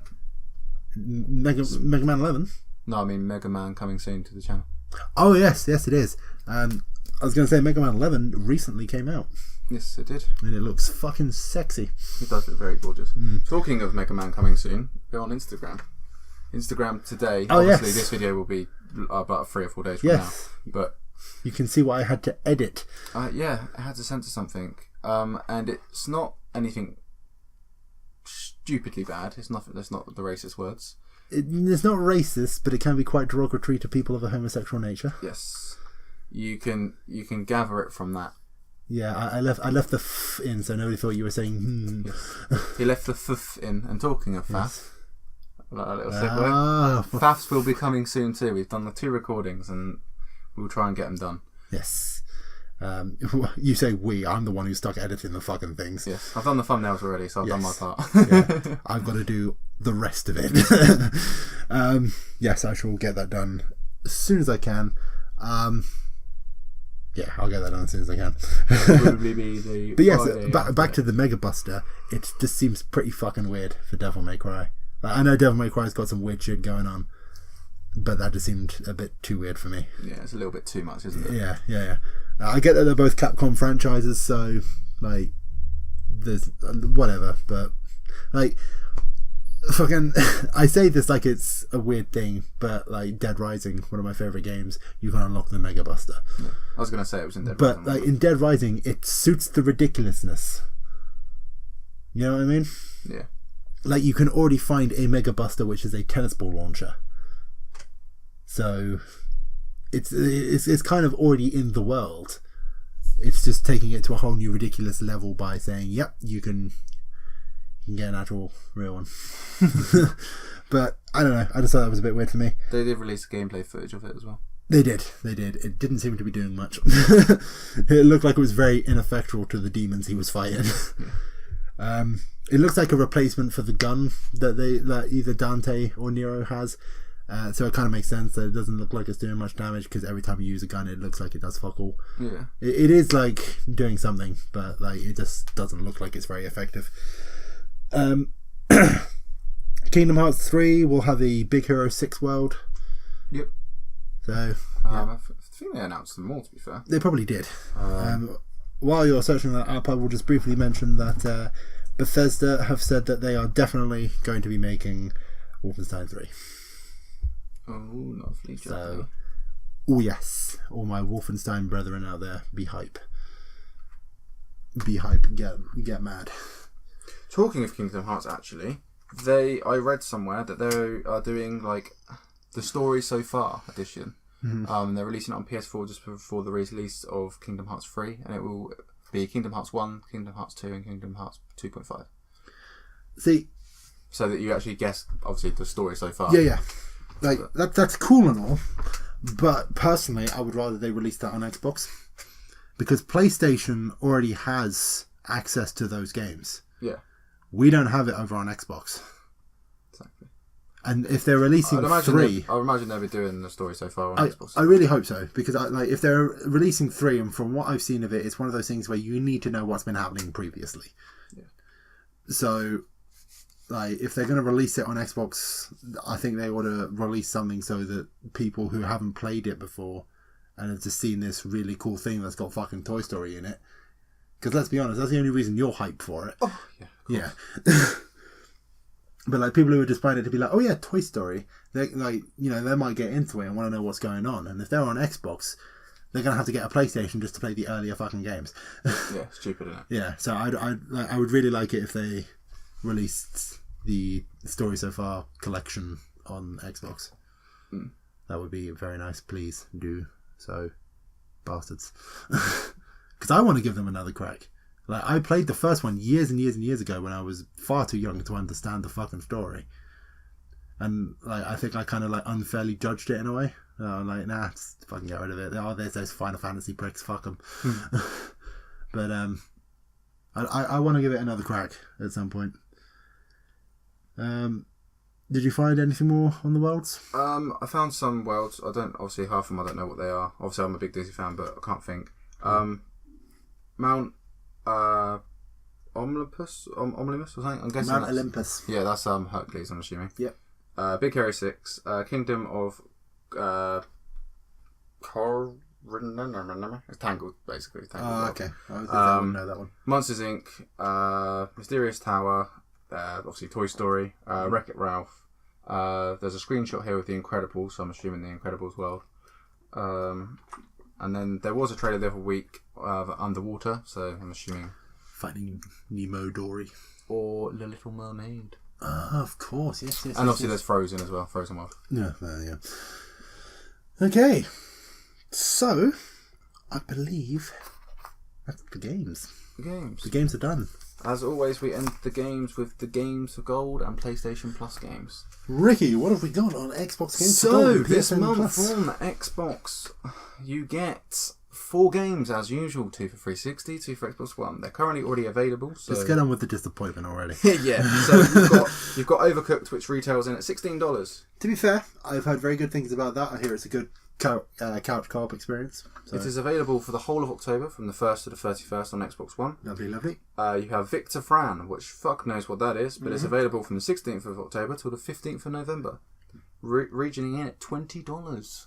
No. And then for the 360 games, you have Stuntman Ignition, which is regioning in at $15, but you can go to your local CX and probably get it for a $5 flat. Yes. That's available from the 1st of October till the 15th, so by the time this is live, it'll probably be the last day or probably gone. The second game, so the 16th to the 31st of October, is Hitman Blood Money, which isn't that bad of a game. Yeah, it's pretty good. Well, Stuntman Ignition is a pretty good game as well. Yeah, true. I prefer the original Stuntman, but hey ho. I prefer Ignition. Ironic thing here is, on the website that I'm looking at, the picture of Hitman Blood Money is in the PS2 case. Yeah. So, that's good, isn't it? Anyway. Oh yeah, fuck! I was thinking of the other one. I was thinking of the Oh, what, the newest, like not the new not one, not the new one. You know what I mean? It's got like a red cover. Yeah, Absolution. Absolution. Yeah, I was thinking of Absolution. Oh, Blood Money, good. Ooh. Blood Money, very good. And then what's? Wait, hold on. Back the fuck up. Back up again once again. Did you say they've got the PlayStation 2 cover on the Xbox page? Yeah. Yeah, mad, isn't it? Carry on. What's free on PlayStation? I hear you all shout. I'm being cheesy as fuck. And I don't know why. Anyway, no, fucking mate, you rack on that cheese. Bear in mind though, it might go mouldy because my fridge is out. My fridge is done. Have you still not got that fixed? No. Mate, we have to get a new fridge. Anyway, as everyone knows, the first Wednesday of each month you get the PlayStation games. You don't get it on the first of the month; you get it on the first Wednesday. Isn't that lovely? Which technically made it the second of this month. Yeah, just get on with it. But anyway, so being Spooks season, you get Friday the 13th. Wow, a good game. And you get Laser League. I don't know what that is. What do I? Knowledge is Power is still available. It has been for the past 2 months, so that's cool. Master Reboot. It must be a reboot of something. I don't know. That's for PS3 game. The Bridge, which you can play on PS3, PS4, Vita. Rocket Birds 2 Evolution, PS Vita, PS4. And 2064 Read Only Memories, PS Vita, PlayStation 4. So... Yeah, in all honesty, now looking at it in hindsight, I think Xbox might have the better one this month. Yeah, I reckon with Overcooked and Blood Money compared to PSN's I think Friday the 13th. The only one I've heard of, well, I've heard of 2 there. Knowledge is Power has been free for ages, and you can pick it up cheap anyway. Yeah. But Friday the 13th is good for the season. I'm surprised that Xbox didn't chuck in something Spooks. Because I can't exactly say I'm going to be scared of Overcooked. I don't know, dude. You've never played it. I haven't, but I know it's not a scary game. Nah, man. It's too spooks for me. Too spooks for me. Yeah, so that concludes my segment of the free stuff. Cool, you can stop hogging the spotlight now. I'm only fucking with you, man. Yeah, that's cool. So, movies and TV shows. What have we got to talk about? Should I mention this bad boy?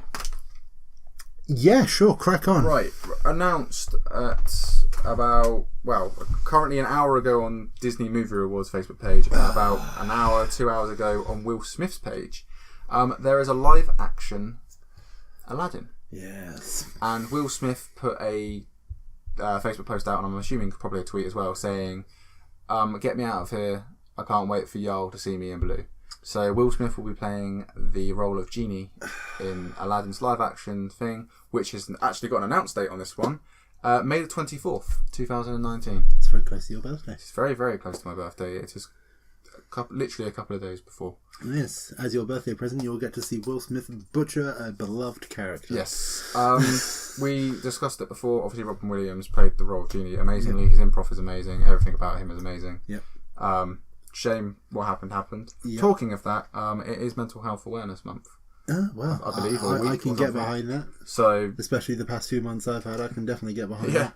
I can agree with that. Yeah. So yeah, Robin Williams, always missed, but Will Smith will be taking the role of Genie. And in a way, I kind of feel bad for Will because he's never gonna top what Robin did with the role. And a lot of people are going to compare. I mean, even as soon as we found out he was going to be the Genie, the first thing me and you did was just be like, he's never going to be as good as Robin. No. The thing is with the wacky, like the craziness, the facial, like obviously I know it's an animation, there isn't facial expressions and stuff, but the thing is you could physically see Robin Williams doing that. Oh yeah, definitely. You could definitely see Robin being that much of a nut. See, like I said, someone like Jim Carrey, like could perform the sort of jokes and that sort of like the mannerisms. Like obviously when you look at him in the mask and stuff, like you can imagine like that role being like Genie sort of thing. Yeah, I can see what you mean. But I still probably don't think Jim Carrey would do a good job. No, see that's my only problem with them making an Aladdin like remake in a way, even if it's live action or otherwise. Without Robin playing the Genie, it's just not going to feel right. But I suppose in some ways it's like unfair to be constantly comparing to the past. I mean, I don't know, because I feel like with movies, a lot of people just immediately compare to things that have come before it. Like look at Jared Leto when he started doing Suicide Squad. Like, he didn't help himself by saying that he's taking the same methods as Heath and he's going to be just as good as Heath. That made people be like, well, we're going to compare him to Heath then. Yeah. But I feel like even without him saying that... say, without that comment... people are going to compare him to Heath. Yeah. And, like... Personally, I believe he made it worse for himself when he said he was taking the same methods as Heath, because that made things even more disappointing when they saw what they had. Because I don't think anyone will top Heath's performance. No. It's like, yeah. Just from, like, obviously I can't say too much about Joaquin Phoenix's turn at the role, because obviously we haven't seen all that much of him in it. But I don't know. It's literally just wait and see, isn't it? It is. It's just wait and see. That's the annoying thing about films and stuff. So far, I can say one thing for sure. He's better than Jared Leto. Yeah, in a way, he does look a lot like the 1960s Adam West film Joker series Joker. From what I saw of him in makeup and outfit. It's probably the role he's going for. That sort of genre of the Joker. Maybe, but that's not deranged enough for me. That's like Ronald McDonald playing jokes levels. I need them full on like wacky shit. When I hear I need to hear him laugh.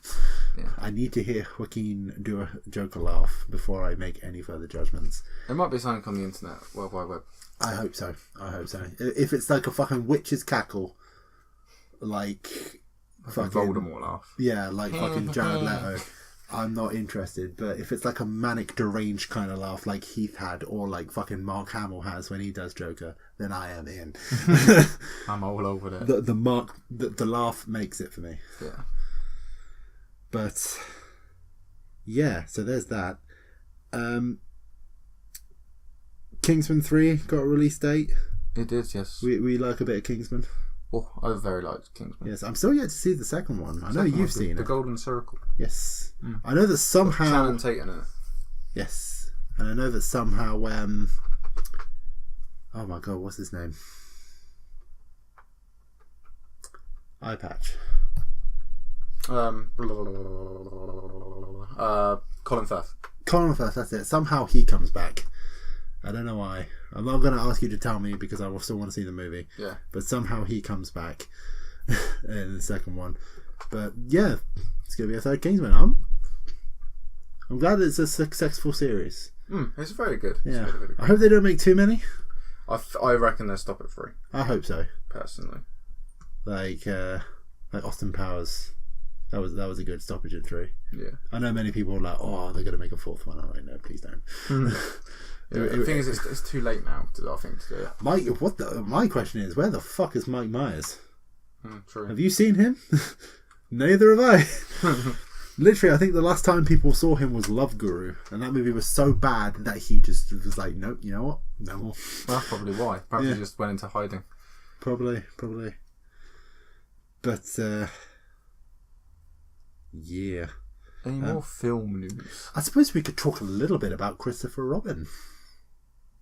Yes, we went to see that. Before that, we go on to another Disney film, because I briefly want to talk onto it, because Toy Story. So Toy Story 4, there's not been a lot going on with it really. Obviously they've released little pictures here and there. Yes. It's believed to be basically Toy Story 2.5. Yes, it's between 2 and 3. Yeah, obviously a storyline about Woody and Bo Peep, and where she puts her sheep. But I'm guessing it's somewhere about 6 feet underground. But Tim Allen came out with a statement. I don't know to what newspaper. I think it's probably The Independent or something. I don't know, but every time I hear the name Tim Allen, all I can hear is that grunt he did in Home Improvement. But he said when he was recording Toy Story 4, it was so emotional for him to do the last scene that he did actually break down and he couldn't do it for a while. So for people that don't actually have a clue what's going on, when someone's breaking down and being emotional about something bad is happening. Oh yeah. Like, he's not going to just cry because Woody gets his first kiss. Like, he's not playing Woody, so it has no meaning to him whatsoever. Exactly. But he also compared it to the Avengers Infinity War. And we all know how that goes. So are there going to be a lot of dead toys? Which toys didn't we see turn up in Toy Story 3? The thing is, though, like, I've read a thing in the past and it's changed my outlook on Toy Story. If a toy dies, the kid is essentially playing with a corpse and every other toy has to watch that happen. So, like, if people die, that's what you're going to think at the end of that film is, like, Andy's still going to be playing with Bo Peep's, like, slaughtered sheep. And God. Yeah, like, that's a dark way of looking at Toy Story. Yeah. But Toy Story 4, I literally cannot wait. But seriously, now I'm thinking, what toys didn't we see in Toy Story 3?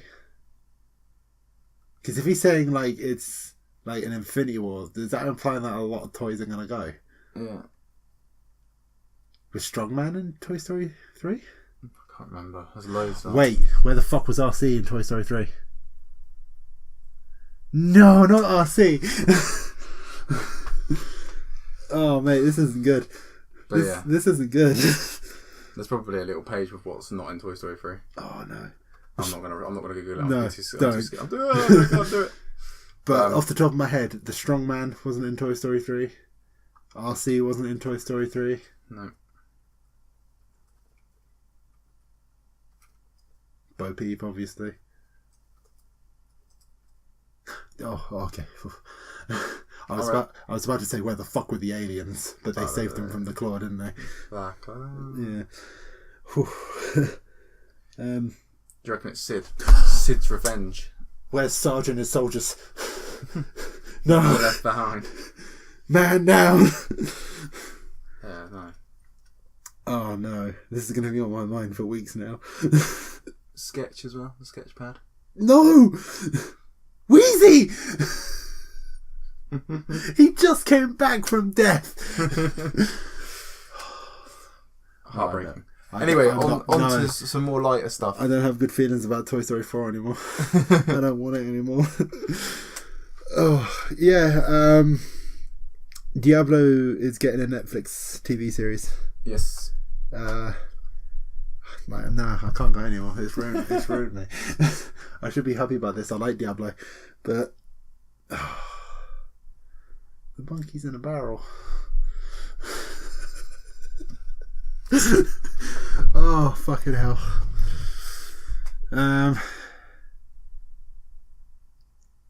Nah, come on, we got to perk up, we got to carry on. We are genuinely devastated. Heartbroken. Oh my god. But yeah, no, Diablo's getting a Netflix series, isn't it? Yes, Diablo is getting a Netflix series. Yeah, The Witch has also gotten one. Yes, and Superman is going to be playing Geralt. Oh, well, there you go. I can't remember the name. It's Henry Cavill. I can't remember. Something, the Man of Steel movies. I gave up on Superman when they did fucking Superman Returns. Wow, that was before Henry Cavill. I know. So you haven't seen Man of Steel? No. Apparently it's pretty good. It's like the best. I haven't seen Batman vs Superman either. Well, that's not as good. Especially when you consider that they stopped fighting because both their mamas was called Martha. Literally, like, Superman says Martha and Batman's like, why did you say that name? And like some woman runs up like, that's his mother's name. And he's like, what? Oh, that's cool. My mom's called Martha too. And they're like, oh, cool. It's the best buddies, fist bump. Oh shit, we should probably do something about Doomsday though. That's like, and Wonder Woman. Oh, DC are shit at movies. I'm really hoping that fucking Aquaman's good. To be fair, the Wonder Woman film was fucking banging. I'm hoping Aquaman's going to be good. Yes. Just because I like Jason Momoa. And you could probably play him as cosplay. I probably could. Let's fucking take it steady now. I have got nowhere near close to the fucking denchness and henchness. The physique of fucking Khal Drogo himself. You must know who Khal Drogo is now. Yeah, I think I loved him. He was my favourite guy in season 1. Yeah, he was like a barbarian, like a horrible person in general, but he ripped a dude's throat out. I was just like, yep, just chuck it on the pile. Chuck it on the Barbie. With his bare hands. Dude had a sword. So did Rambo. He did. That's very true. but Khal Drogo looked cooler because Rambo snuck up on the guy and like covered his mouth and ripped out his throat. Drogo was like in the dude's face, like fucking just dancing around his sword attacks. Literally walked into his like sword just to be like, okay, yeah, you got, like, he literally like nudged into it just to get the cut, just to have it. Yeah, and then you're just like, and it's like, right, cool. Now I'm going to use your own sword against you. I'm going to like grab it when you swing it at me, throw it back at you, slice open your throat, and then I'm just going to reach in and pull it out. Do not fuck with Drogo's bride. Yeah, do not. Nah. Oh, I love that guy. Shame he died. Yes. But I'm going on to Christopher Robin. Yes, Christopher Robin. We were going to talk about that. Yes, from ripping a dude's throat out to a cuddly little teddy bear. I thought it was quite enjoyable. Yes. It was nothing It was major. very wholesome. Yeah, it was very nice to see. Yeah. Yeah. For some reason, the one thing that stood out to me more than anything was the fact that the 100 Acre Wood, like Winnie the Pooh himself, Piglet, like all the fucking characters are real. Mm. Like, to me, I've always envisioned it as these are all in. This is all in the imagination. Yeah, this is all like Christopher Robin playing as a kid. Like, he's got cuddly toys that are Winnie the Pooh, that are Piglet, that are Tigger, and what have you. But they don't move. They're cuddly toys, and it's just him in his imagination playing. Yeah, like any kid with imagination. Exactly. That's the way I've always seen it. Like, the 100 Acre Woods is just like a forest at the back of his house or something. But no, according to the movie, the 100 Acre Wood is actually a magical place that Christopher Robin genuinely crawled through a hole through and ended up at. Pooh is real. He can come into the real world. People see him and react to him, as well as like Tigger and Piglet and what have you when they come through. And I was just like, okay, this wasn't what I was expecting. Yeah. Like, especially when like at the end of the film, like Christopher and his wife and his daughter go through, and I'm like, alright, okay, I guess there's anyone can fucking come and go from 100 Acre Wood, and fucking they can come and go as well. Okay, whatever. Yeah. The line they used a lot in it was "Nothing always leads to the best something" as well. Yes, which is a pretty good quote, to be fair. Oh yeah. Like a lot of the things they said was like, yeah, that's nice. Yeah, it's weird that like Winnie the Pooh has some of the most like relaxing and calming things to say about life. Oh yeah. It's quite strange. Eeyore as well is just amazing. Oh God, that's me. Dark and cold here. Just leave me here. A heffalump pushed me in. I'll save you. Don't bother. I want to die. But no, it was a very good film. Yeah. Like I said, not a lot goes on in it. Don't go there thinking it's going to be like bang, bang explosions. Yeah, well, I mean, if you're going to a fucking Winnie the Pooh movie thinking, oh, I can't wait for them all to fucking die, then you've got problems. This is true. I did get scared at one point. Not like a, oh my God, jump scare kind of thing. But it was when Tigger, they came out of 100 Acre Wood to try and find Christopher Robin because he left his important papers behind. Spoilers. And they bump into his daughter for the first time, and she asks what the fuck Tigger is, and it starts to go into like he's going to do the Tigger song, and I'm like, I swear to God, if this turns into a full musical number, I'm going to be pissed because it's going to be nowhere near as good as the original Tigger song from the fucking cartoon movie. But it was just like he did the little jingle, he did his little rhyme, and that was it. And I was like, it's just because I heard the music in the background as well. I was like, oh no, they are, aren't they? Yeah, they're gonna turn it into a big old. He's gonna be bouncing around the fucking tennis court. It's gonna be fucking shit going off. She's gonna be all like, oh my God, Tiggers are so cool, and he's the only one. Bounce, Tigger. Fun. Another quote that I liked from it was, if there's ever a day we can't be together, keep me in your heart, I'll stay there forever, or something. I thought that was quite a nice little quote as well. Yeah. Yeah, no, it was a good movie. It appeals to the child within. Yes. It's very nice. Because I was very, like, I don't know. I feel like not many lads were all that interested in Winnie the Pooh when they were younger. No, I was never really a big but I was a big Winnie the Pooh boy. Winnie the Pooh boy. Like, my nan had, like, the big storybook. Yeah. Like a big hard book storybook. that came with like all the poems the guy wrote in the back, and we just constantly read through that when I was younger. Oh. And I fucking love the movie. Especially Ticket. Ticket was my favourite. Amusing. I used to have an Eeyore teddy that I was scared of. My very first cuddly toy was Piglet. I always thought it was this little polar bear thing I had called Percy, but no, apparently it was Piglet. I don't have Piglet anymore, but I still have Percy somewhere. So off in a cupboard somewhere. I know I've got Wile E. Coyote around here, because Wile E. Coyote is... Oh, I remember seeing him somewhere. Yes, he was sat on top of the pop figures, but I believe he had a bit of a tumble. A rumble tumble fall over. We'll find him one day. Yes, someday he will return. I don't know why we're trying to find him. It's not like they can fucking see him, can they? But anyway. I just refreshed my Facebook page, right? Yep. And it came up with Winnie the Pooh and Eeyore thing. Oh, very nice. I'm not going to read it out because it's fucking well long. Oh, yeah. But it has shenanigans in it. Shenanigans? Yeah. Well, our friend Shenanigans. Yeah. No, it doesn't actually have her in it. But it says the word shenanigans. Oh, okay.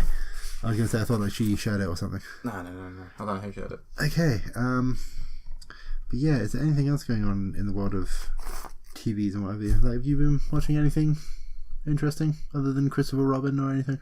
I watched The Bodyguard. It's a BBC series. BBC series. Yes, I've heard about that. I remember just seeing one scene where like they're driving along, like the driver gets his head fucking blown off or something. Yeah. That is one hell of a fucking nerve-wracking film. So essentially, the first episode, he's on a train with his kids. He should come back from his mum's. There's a suicide bomber on the train. Oh. And he's like special agent, sort of like I don't know if you want to say FBI. He's just basically Secret Service. Yeah. And the train like driver's like really panicky, and he's like, "What's going on?" Yeah. And then she's like, "Oh, everything's fine, sir. Don't worry about it." Yeah. And he's like, "Right, sergeant, whatever." And she goes, "Okay, there might be a suicide bomber on it." So he waits in this like near this toilet, and he's like, "Right, this guy is obviously a suicide bomber." Comes unengaged, and then he comes out, and then he follows him down the train and that, and he's like, "Well, he's got nothing on him. What the hell?" And then he phones like the Ripper team and stuff, and he's like, "Well, there's nothing on him, like, well, I'll go back to the toilet." And as he goes back to the toilet, there's a female there with a suicide vest on, like, ready to press a button. And he's like, tries to calm her down. And obviously they're all the people around the train station want to do like the killer shot. So they're having a sight in that. And he doesn't, they know if she gets shot, it's going to blow. Yeah. So he like cuddles her and basically makes sure that she doesn't get harmed. Yeah. So obviously they can talk and things. He obviously like, as in any hostage situation, what people were taught anyway is to stay calm. Yeah. Basically just offer them a cup of tea, tell them your personal life, saying if you've got kids and stuff, be on like a reasonable level. Yeah. Don't be like, I'm above you, because that's when they're going to do it. Yeah. He basically says about his kids. He's got 2 kids and all this lot. Yeah. That information obviously gets passed on. Yeah. And then there's a terrorist attack on his son and daughter's school. Luckily, they don't actually get to the school, but the bomb blows up. None of the kids are hurt. Things like that. Spoiler alert for The Bodyguard, by the way. Yeah.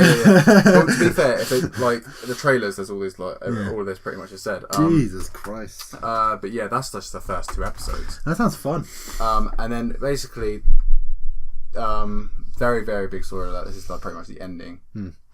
He gets kidnapped and he's put in one of these vests, and he's dead trigger. You know when the thumb is on the trigger. Yeah. So if he takes that thumb off, or if whatever, he blows up. Oh. He's going to pretty much die. Oh. And because all the stories linked to him being the guy that made the bombs and all this lot, right. Everything swerves because of like all the parliament, the government, everything was all screwed. Right. So they're all basically pointing the finger at him. And obviously when he walks onto like into the middle of, I think it's like Trafalgar or something, with a suicide vest on, everyone's like, oh, it must have been him.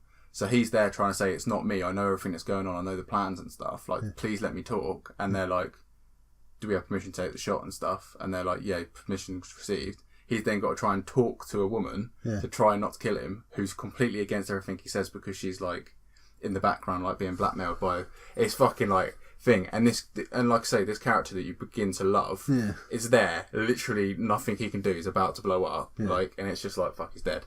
Then his wife comes out of nowhere, who's had like relationship problems with, and she's like does the same as the beginning. She basically cuddles him, doesn't let doesn't move because they don't want citizen casualties. And then it ends up that he actually takes the vest off and doesn't get killed. But obviously he does a runner because obviously the whole world's against him pretty much. Yeah. And then he finds out certain information, I think, but everything links together and it's fucking amazing. Wow. Like, it's honestly the best TV show I've watched in years. Like, because I love that sort of thing. Okay. And the thing is, as well, I'm not being big-headed, but when I watched the first episode, I pretty much predicted what was going to happen, and it did. Because I'm very like strategical, or plan stuff and think things through, and I figured it out pretty quickly. But fucking, it's so good. Me and my dad watched it's 6 hours worth, because 6 episodes, hour each. Me and my dad watched the first 3 hours one night, and then the second night we watched the second 3 hours, and we both had work at 7 o'clock in the morning. We stayed up till about 2:30 watching it. We were that engrossed. Jesus. We were like, "Oh, we'll watch the last episode tomorrow. It's fine." Nah, we watched it that fucking night. It was so good. Fair enough, man. But yeah. Yeah, I've just been watching BoJack Horseman. Sorry, I just need the table there. But yeah, now I just been watching BoJack Horseman. That's a good show. It looks a lot into like. Well, I wouldn't say it looks a lot into like depression and shit, but it does have a focus on it and like people dealing with it and like shit like that. But it's also funny as well. Yeah, got that comical thing behind it. But yeah. It's cool. I like BoJack Horseman. I've got a lot to catch up with because I'm only like halfway through season 2, and there's like 4 seasons coming up 5. Yeah. So yeah, I've got some catching up to do with BoJack. I still haven't watched all of Disenchantment yet, so I should probably do that. Yeah, literally all I've really watched is like I said, BoJack Horseman, Game Grumps 10-minute Power Hour, and the Dragon Ball Z Abridged series that Team 4-Star do, because it's just finished season 3 on the Cell games and it is just perfect. And that is a joke because perfect Cell. Again, he doesn't get this. But they might. News just in. News from just in. IGN's Facebook page. Oh, God. Disney will acquire 21st Century Fox on the 1st of January next year. Oh. So they will have all the rights to 20th Century Fox. So they'll have the rights to Simpsons, they'll have the rights to Family Guy, American Dad. Well, obviously, damn. R.I.P. Family Guy. Yes. It's fine. It's kind of gone past its thing. But this does confirm one thing for me. Simpsons is never gonna fucking die. The Simpsons is gonna be there forever. Now that it's gonna be owned by Disney, they are gonna have rides. They are gonna have their own fucking theme parks. They are not going fucking anywhere. 50 seasons. Fucking if any of the voice actors die, there are plenty of people who can do impressions out there. They will be replaced. Yeah, they have the rights to like X-Men and stuff now, don't they? Oh yes, of course. Oh my god! They have the rights to Kingsman as well. They do, but dude, they have the right to X-Men. They have the right to X-Men. Wolverine is going to join the Avengers. Wolverine could be in a Deadpool film. Yes. Deadpool is part of 21st Century Fox as well. I know, but Wolverine and Deadpool. Wolverine, Deadpool, same film. Please. I need this. Give me Old Man Logan. Okay. Mad. Sorry. I guarantee, like, I'm pretty sure it's 21st Century Fox. Home Alone. I reckon that Disney will make Home Alone. Maybe. I reckon they'll make a couple of Home Alones. Maybe. Obviously not with crackhead Kevin, but... Well, I think he's cleaned up a bit now. You fucking steady on. I can't actually remember the name of the actor. No, he's gone. Marty McFly. Marty McFly. Yeah, I don't know. That's 21st Century Fox as well, and Back to the Future. Back to the Future. Hey, maybe they can't touch that though. Maybe they could. They might do. Take the rights from Telltale. They might do an animation yarn. Animation about the future. Yes, that could work. Because obviously it'll be a bit difficult to make a Back to the Future Part 4 unless it's no. So some things you can't say on a podcast, guy, and that's one of them. Do you know what I was going to say? I'm guessing it's something to do with Parkinson's. I was just going to say that Marty McFly could work in a milkshake parlour. Because I'm sure he could make some very good shakes. Jesus Jesus Christ. I'm so sorry. I'm so sorry. More news just in. Oh my fucking Christ, dude. I'm trying to move on. Fantastic Beasts, Crimes of the Thingamajiggy has a new trailer, apparently. Okay. Wow, this is old news. And it's released on Tuesday the 13th of November. Lovely. Okay. Do we have anything to say about... I have one thing to say about music very quickly. But do we have anything else to say other than that? No? Okay. Well, I just want to say a quick well done to Ninja Sex Party once again. Because Cool Patrol, the album that I have gushed about and will continue to gush about because it is a fantastic fucking album, has been at number 1 in the comedy charts since its release 7 weeks ago. So 7 weeks running it has been number 1 in the comedy Billboard charts. So fucking well done, guys. Fucking well done. Fucking well done. Yes. So I think that's about it for the games, the movies, the TVs, and the music. Yeah.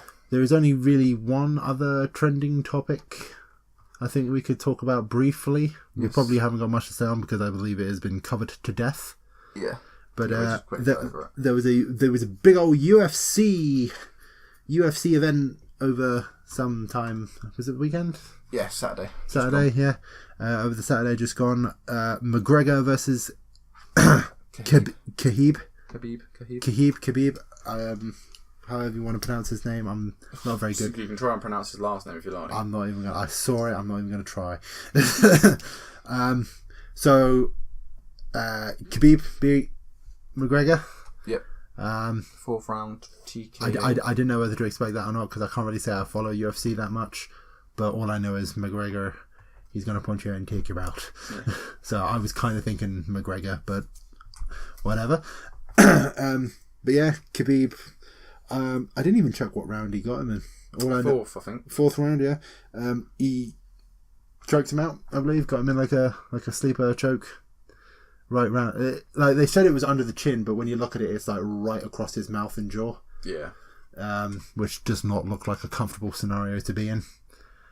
So he Conor taps out, and he just kind of like slumps back. But Khabib. Yes. I don't know. Obviously, Khabib and Conor had a lot of beef. Obviously, with Khabib assaulting Conor's trainer. Yep. Conor then flew to, I think it was LA, attacked his tour bus, smashed it up. Obviously, got arrested for it. In the press conference, Khabib is obviously very religious, doesn't drink, is very set in his ways. Conor obviously released a whiskey called Popular 12 or Proper 12, something like that. Probably Proper 12, no, Conor. Proper. He then tried to force him to drink it on stage. He wasn't too happy with that. He stayed calm and collective, but Conor's mind game is unfucking believable. Conor is a hellacious shit talker. So that was that. I think there was a little scrap at the weigh-in prior. I believe so. Like from what I saw of the weigh-in, like usually with some weigh-ins, like they'll have Dana White, like the UFC guy. Yeah. They're like sit in the background or something. Occasionally, you'll be in there, like come on guys, whatever. Settle down, but this time he was like full on in between and like, no, fucking stop. But like with like 50 security guards, it's like, come on lads, just fucking weigh and fuck off. I think True Geordie released a statement saying at least he has it easy, because obviously True Geordie has to always do the security for everything. Yeah. And it's all free. But no, obviously going back onto that. Yeah, obviously so it kicked off beforehand, he won the fight. Security went into the ring. Probably the worst thing they did, because he just fucking launched out of the octagon. Straight for Conor's taekwondo trainer. Because like after Conor tapped, like he let go. Like I want to say eventually, but it wasn't even that long. But he might have held it in like a second longer. I don't know. But then like he lets go. The ref like tries to push him away, but he's still like shouting shit at Conor, and he's like, "No, fucking back up, mate, back up." Yeah. And then he like throws his mouth guard at Conor's corner, I think. Yeah. And then he starts like spouting off shit, security rush in, and Khabib just fucking jumps the cage and starts taking swings at the trainer. Yeah. And then I think I heard that one of Khabib's trainers two of Khabib's trainers jumped in and started going at Conor. Yeah. So how fucking dumb do you have to be? Yeah, they attacked Conor when he was down, because obviously he's still dazed from being pretty much like put to sleep. Yeah. They attacked Conor. Conor punched one of them back, and I think apparently Conor got fined and suspended from UFC. for defending. Like, I wouldn't agree with that one. That is technically self-defense. He was getting assaulted. Granted, he does it for a living, but that's not the point. You get punched in the face. That's what they say. Yeah, you go in the cage to fight for a living, but there's a lot of rules surrounding it. Yeah, I'm not being funny. As soon as that bell ends, you're not fighting in the ring for money. Then I was going to say, between the first and second bell is when you're doing the fighting. Yeah. The second, afterwards and before, is when because you can fucking hear Joe Rogan and that on commentary. As soon as they see Khabib jump in the cage, they're like, no. Yeah, they go mental. Yeah. And I know that Joe Rogan does think a lot about these things. He's like, it's disrespectful. It's not the sport or what have you. But I mean, you can say these things are horrible, and they are. Shit shouldn't really kick off like this, but it brings a lot of attention to the UFC. Oh yeah. Just like when Conor McGregor's probably, I reckon 40% of profits that go to the UFC from funding and stuff is probably because of McGregor. Oh yeah. The only time I tune into UFC because, to be fair, it's brutal, but I only ever really know about UFC socially, social media, anything when McGregor does something. Oh yeah, and even a couple months back when fucking Brock Lesnar just fucking strolled into the octagon and pushed Daniel Cormier out of the way and started talking shit. He's like, well, fuck. In a way that is disrespectful and not. I don't know whether we're supposed to do that or not, but it brought a lot of attention. Oh yeah. I mean, he still dropped the title to Roman Reigns, but to be fair, I prefer Roman as champion than Brock. That feels horrible. It's just because Brock did fuck all. Well, he's a part-time champion. You barely saw the fucking belt. And the thing, I'm sorry, I'm ranting, but I'm gonna do it. The thing that pisses me off, Roman's main argument was he's not even a real champion. You never see the belt on this show anymore. The first 2 weeks he was champion, he never had the belt on Raw. There you go. It was all about him and the Shield. He didn't have his belt with him. He didn't need the belt. It was him. He's Roman Reigns. Well, talking of people Kai hates, we're going on to a top 10 of the most hated video game characters. Transition. That's a segue and a half, that is. You can ride that bad boy. Ride that some bitch into the moon, the sunset. I don't know. I was going to say moonset. That's not a thing. So yeah, Ricky, do you want to start us off? Yes. So at number 10, your number 10. I have got Eric Sparrow. Eric Sparrow from Tony Hawk Underground. Yes, Tony Hawk's Underground. That's going to seem like a weird one to choose to some people, I imagine, to people who haven't played it. Yes. But please do tell us why Eric Sparrow. He just is a dick. He's just full stop dick, isn't he? Yes. He tries to be friendly and all fucking thing. At the start of the game, he is your friend. Yeah. It's clear that you guys have been friends for a while and what have you. But then it's when you start taking your skateboard career outwards and you're both going in the same path, but you're doing better than him. That it's that thing where he's like, "Oh, I'm better," and he screws you over at multiple points, and he becomes a super megastar because he fucks you over, and edits your clips and whatever to make it seem like he was doing it, and he just becomes a fucking egotistical. I think he even states in the game, because obviously when I was doing my research just to get games, because obviously I did it for him. Yeah. He said, I think he says, I've got it all. I've got 6 cars. I've got a garage. I've got a house. All this lot, bigging himself up, obviously money. Yeah. And then there's a bit where he's still I'm still better than you. You're lucky, you little bitch, and all this lot. And it's just whoa. We used to be friends, dickhead. Yeah. So. But yeah, no, I can definitely agree with Eric Sparrow. I never liked him. Well, I thought obviously when I first played it, I was like, yeah, he's alright. He's a nice guy at first, but then when you get towards the end of the game, you're like, you fucking asshole. Oh, yeah. Every time he turned up, I was literally like, ugh, fucking this guy. Yeah, I can't remember him massively. I can, obviously, I didn't like him. Oh yeah. But obviously, when did the game come out? 2002, 2003? Oh, fucking, it's PlayStation 2, so a good while ago. Right, but yeah, he's a malicious little shit. But yes, my number 10 is Lord Lucian Fairfax from Fable 2. There are multiple reasons I hate this gentleman. Some of them aren't his fault. No. Some of them are because he's just a disappointment. He's bigged up as this diabolical, horrible person, and he is. But the final confrontation with him is so anticlimactic and disappointing that it just makes your hate for him grow even further. Yes, they could have done so much better. It's like one shot and he's done. Literally, all the problems he's caused you throughout the game, literally, the point that's got to you being stood in front of him is because of him being a dick. And it's over in one shot. The fact that he kills your sister at the beginning of the game, yeah, that doesn't help. And then kills your fucking dog. Your dog right in front of you. If you've got a wife and kids, they're done. Yeah. I don't care about them. My fucking dog. So there's reason to hate him, but it's just the fact that he is generally like a horrible person. He's a good villain.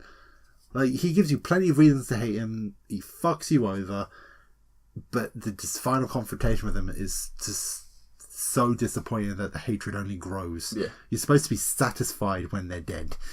Yeah, I was going to say, you meant to be finishing them off is supposed to be satisfying. Like Eric Sparrow. Like, when you beat him at the end of the game in your big, like, skateboard around the block thing, it's satisfying. Because you've just been like, yeah, fuck you, knobhead. Right? But Lucian, you don't even have to do anything. You could just stand there while he dribbles on and fucking Reva will shoot him. And he's like, oh, it was a bit boring, wasn't it? And I'm like, fucking, come on. So yeah, I don't like Lord Lucian. For multiple reasons. I don't like him either, Kai, and we'll find out soon. Oh yes, I'm sure I could say a few things about Eric Sparrow later. So at number 9. This one might not be everybody's bad person, but it's a fucking sunflower. That you just got to go to a video on the channel from Conker's Bad Fur Day. The big-breasted bitch.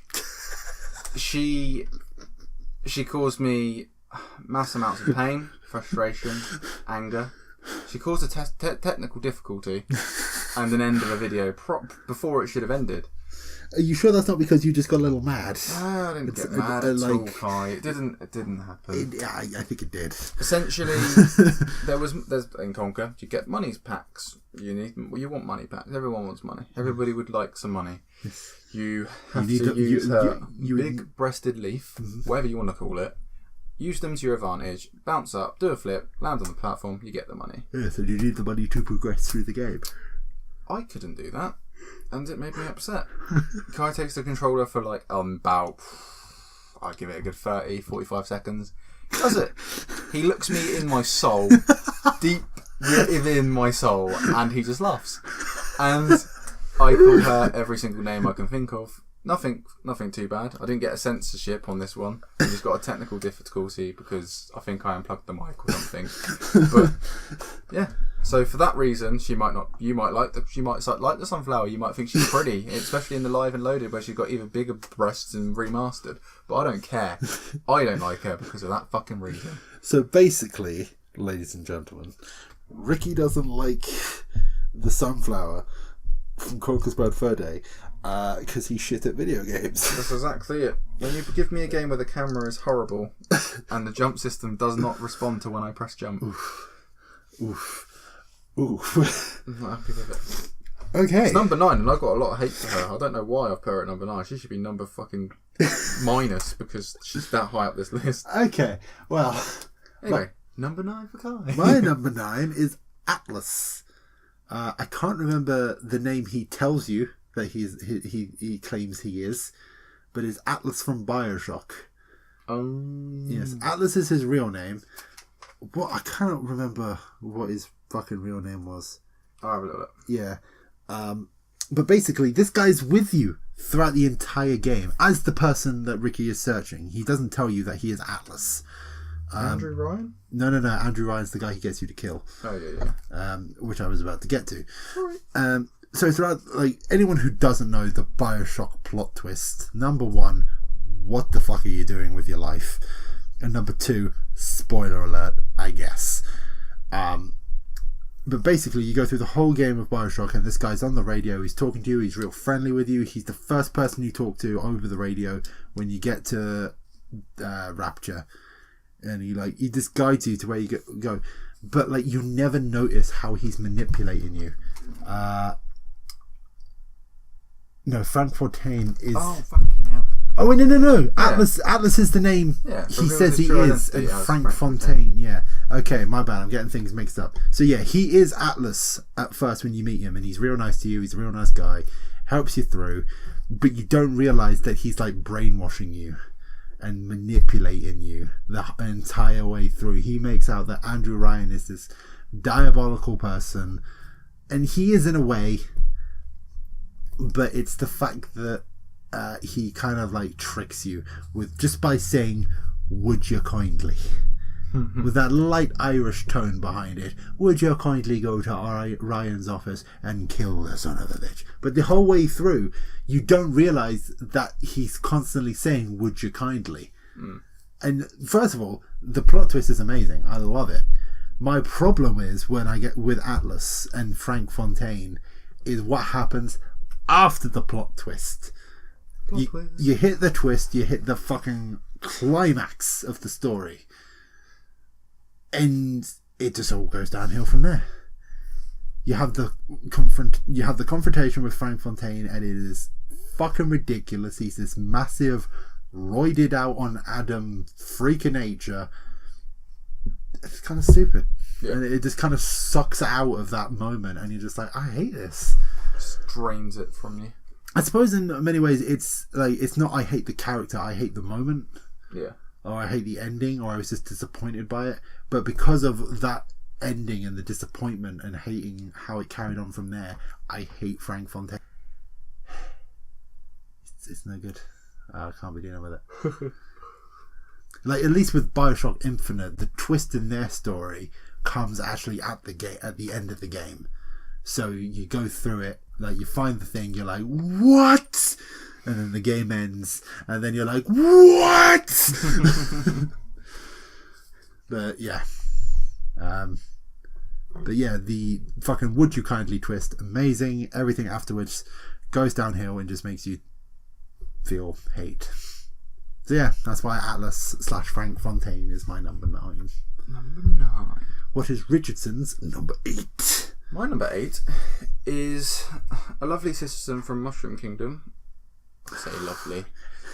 He's a fucking ass. Toad. Hello! Obviously, a lot of people hate Toad for many reasons. Yes. My main reason is Mario Kart.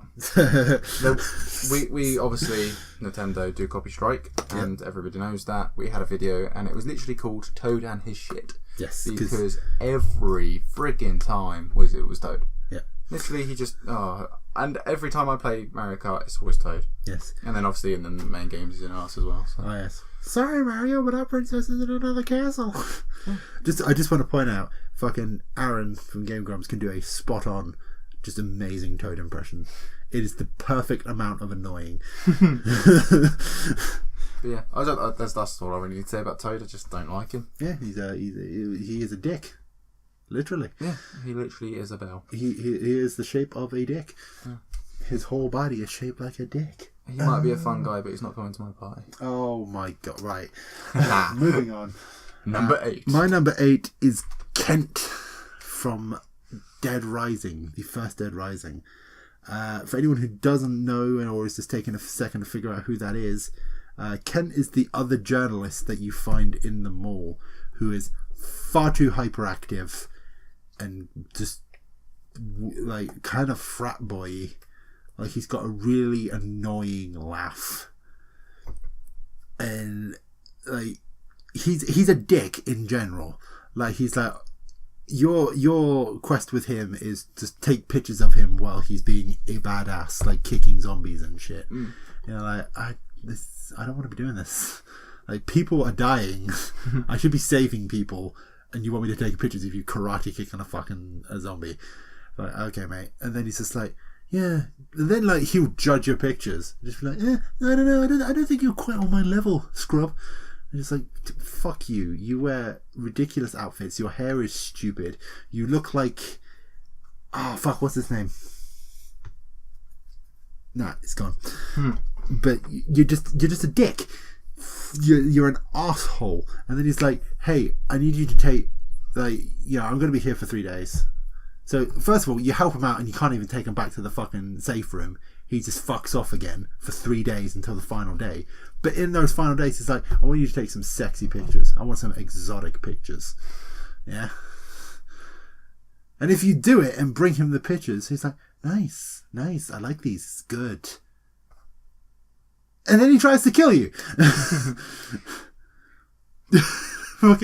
He strips you naked, ties you to a pole, takes away all your weapons, and then karate kicks you.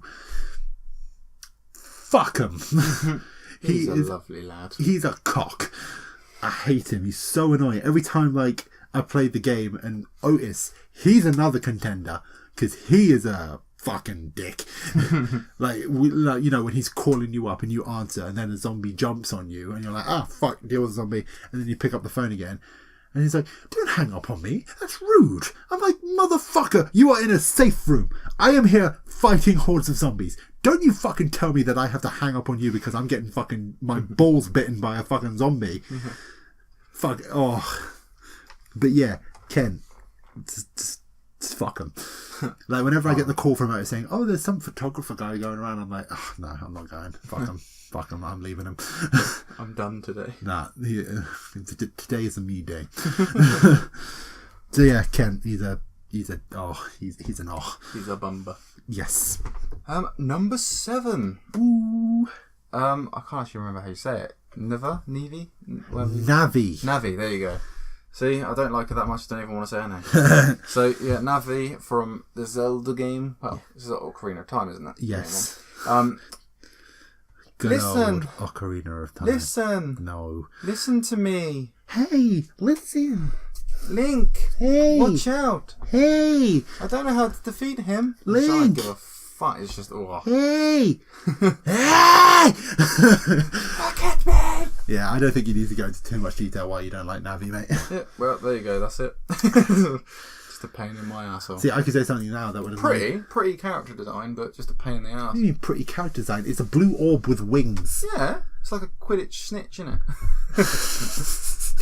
Nah, okay. She deserves to. Thing is, I could say something and give no context, and it would just annoy people. I hate Ocarina of Time. I think it's one of the worst Ocarina. I think it's one of the worst Zelda games, and I'm not going to say why. So my number 7.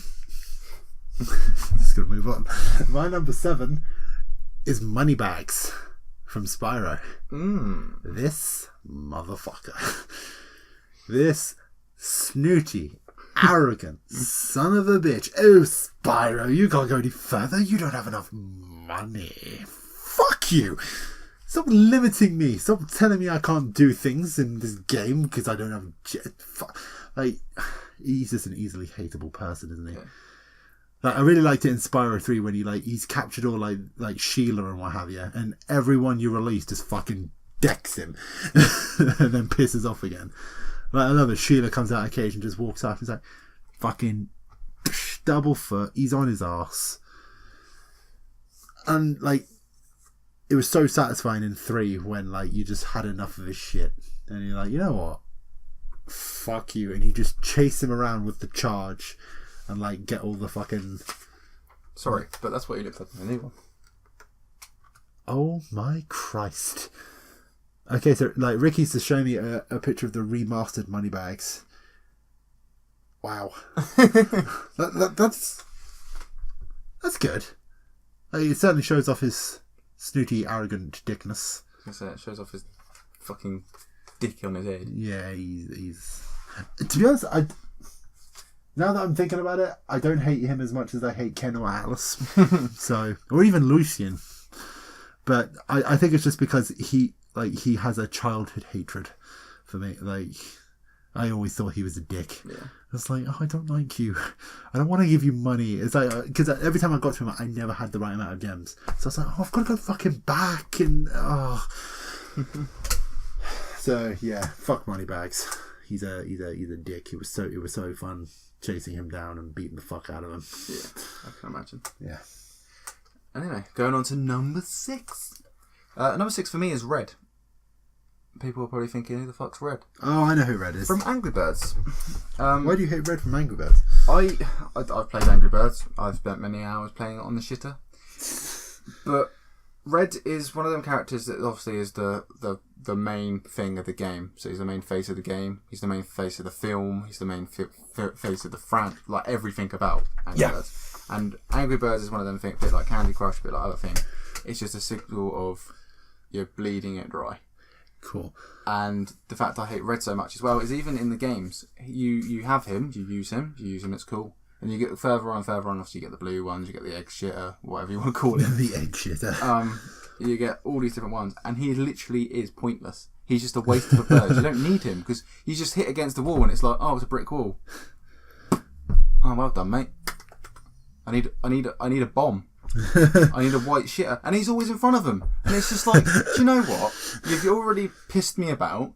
You can't break through glass, you can't break through rocks, but you're going to jump in front of the big black bomb and not do anything about it. It's just you're far too passionate about Angry Birds. I just can't get past level 6, mate. No, but if there was an icon for Candy Crush, I'd probably hate that. Who is the tall, lanky dude? I don't know what. Oh, well, then he can jump in the categorization of Red. All right then. Okay, my number 6. I have 2 number 9s. A number 9 large, a number 6 extra chip, a number 7, 2 number 45 spoon for cheese, and a large soda. Big Smoke. Fuck him. He betrayed me. He hurt me. I loved him. He was my favourite character in Saints Row. Oh no. Oh no. Oh no. Stop the podcast. No, he was my favourite character in San Andreas. He, you had Sweet, you had Ryder, you had a bunch of the other guys, and you had Smoke. And Smoke was so cool. Smoke was cool. I fucking You came in the wrong house. This is obviously the drive-through, and just him in general, like in that fucking mission where, like, in the drive-through where, like, you're going around and you like drive by and all like the ballers gangs, and like I love how they stick to the detail. Like Ryder and Smoke will be out the side like shooting. Smoke doesn't do a fucking thing because they're sticking to the dialogue of him just chowing down. I was gonna say, and he's like, I don't like. Unlike you lot, I don't like cold food. Yeah, I don't waste food. But like he was just such a lovable character, and then he just fucks you. He just fucks you hard. It's like, was it Raw, him no who? lube. What? Raw, no lube. Yeah, was he the one who killed your mum, or was that the police? Do you know what? I actually can't remember. I know he's working with Tenpenny. Yeah. The policeman or what have you. But it was just like, he was so cool, and then you have the mission where you see him and Ryder with the ballers and Tenpenny, and you're just like, no! I expect this from Ryder because he's always been a dick, but this hurts deep. This hurts deep inside me. I was gonna say, it breaks every sort of. And he's like the final fight of the game and what have you, and I was like, I love him, but I can never forgive him. He has hurt me, so I hate him. You're not angry, disappointed. Yes, exactly. That kind of level. Yes. Oh, well, moving on from Mr. Big Smoke, we have Steve from Facebreaker. Again, this is... Please, tell me why you hate Steve. This is no preference. Kai obviously didn't hate him at the time. No.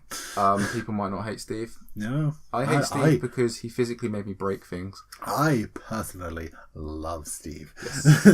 So people that haven't played Facebreaker, it's like, as it says, it's a boxing game. You fight. Obviously, people got special moves. Steve's special move is stunning.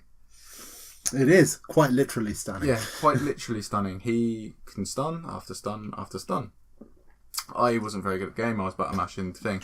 Kai obviously figured out the stun, and he got me with it every single time. Yep. And it came to the point where I told Kai, if he stunned once more, that's him. He's getting out of my house. And he stunned. I lost. I got very, very, very angry. Screamed a little bit and launched my controller at the wall. Yeah. And yeah. Ever since then, he's kind of had a thing against Facebreaker and Steve. Yeah, I'll play it again. I'll give it a go. But Steve can go and fuck off. You realise if we play it, I'm playing as Steve. I know you're going to play as Steve. And I know that it will be on the channel one day, and I will probably break another controller. As long as it's not mine, I don't care. Yeah, that's exactly it. I might just have, I'll bring around my half-broken controller. Was that the one you threw at the wall? That was the one I threw at the wall, to be fair. Yeah. So, Steve, preference, he's a dick to me. But, yeah, he's a good character, though. Like, I highly recommend playing as him, but don't play against him. Oh, yeah, he's a good lad.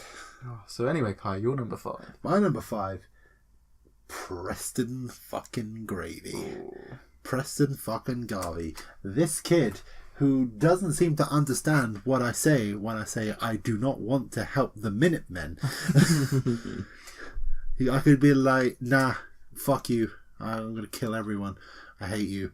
He'd be like, okay, it's kind of mean. I don't appreciate that. But yo, another settlement needs your help. Well, you should probably go sort that out. I've marked it on your mini-map. I was like, motherfucker. Like, I am constantly giving you shit. I am threatening death upon you and your people. But you want me to help you. oh. Fuck off. I don't want to help the Minutemen. I don't want to help you take back the castle. I don't want to be this good guy. I want to be a dick. I want to kill people. I want to... Even when you join the Raiders. Even when you join the Raiders in Nuka World.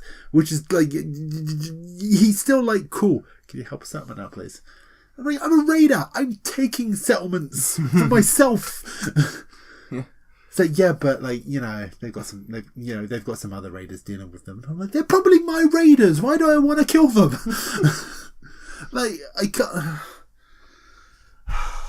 Fucking hate him. I hate him. I hate his stupid hat. I hate his stupid coat. I hate his stupid laser musket. I hate his stupidness. Oh, well, I'm going to move on before you actually have a seizure. I hate him. And I'm going to move on to another Fallout 4 character. So my number 4 is Paladin Downs.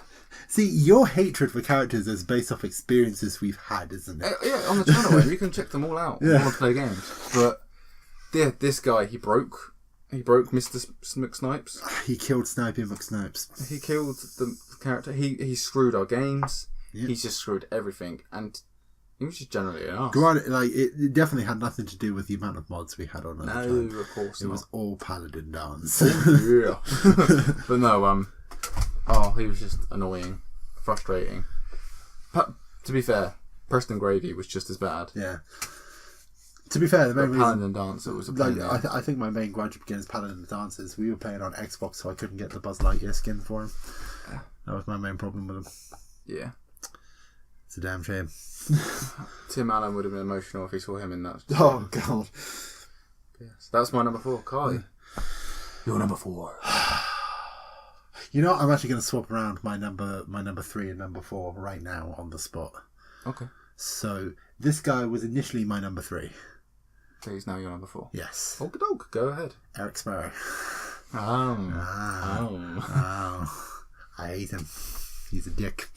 Fuck him. I think we've said enough about Eric Sparrow. Well, we'll jump on to number 3 then. And number 3, we spoke about him already. He was your number 10. Lord Lucian Fairfax. Yes. He killed my dog. He killed my dog, Kai. I got him back, but he killed my dog. Well, you only get him back if you make the right wish at the end. No, I did. I got my dog back, but he killed my dog.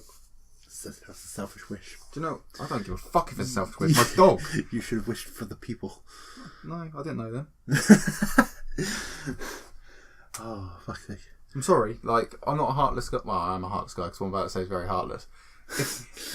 If I had a dog and it got killed and someone said, right, we can bring back your dog and like your loved ones, or we can bring back 1 million people. Sorry, we're overpopulated as it is. My dog is coming back to life. To be fair, that's fair enough. I'm saving the world. I'm not being an arse, I'm saving the world. But no, that was my number 3. Okay. So your number 4, now 3 is... Well, yeah, my one that was number 4 is now number 3 is those motherfucking rabbits. Oh, I here we loathe and detest these fucking rabbits. I could move these up to number 1. Like, the hatred I have for these top 3 are fairly strong. But the vein is popping, you know. The rabbits are so fucking stupidly annoying that it baffles me how they are popular. They are the minions before the minions were a thing. They have no character. They have no context. Their character is bah. That's it. That's it. That's all they do. That's all they fucking do. And they are these massive popular... They have games with fucking Mario. They recently got DLC that includes Donkey Kong. Oh, Donkey Kong. Why? They are so fucking dumb. They also dug a 6-foot hole for Rayman. They did. They killed my boy. They killed... Like, honestly... It's biased because Rayman is my favourite fucking video game character and they killed him off. It wasn't even like an honourable killing. It wasn't like it was an in-game cutscene where they swarm him and he dies heroically. No, he just fades into the background while the rabbits take the spotlight. Fuck the rabbits. The thing that annoys me so much was Rayman Raving Rabbids could have been so much better. And different. Like the rabbits, like, they had a much more interesting concept. Like they were supposed to be these like alien rabbits that were tortured because people are like, oh, they're just sweet innocent bunnies, we can do what we want to them, and they fucking torture them and they become these mentally deranged psychopathic kind of killer kind of things, and they just invade and just swarm, and like all the concept you see for like Rayman 4 and what have you. The rabbits could have been so much cooler. But they were like, nah, we're just going to turn it into a party game. We're just going to turn it into a party. The rabbits have already imprisoned Rayman. Forget about all the fight they had with him before. Like, that's not important. They've imprisoned him. And toilet plungers to make him escape. There's going to be toilet plungers. There's going to be a bunch of mini games, including dancing and a bunch of outfits.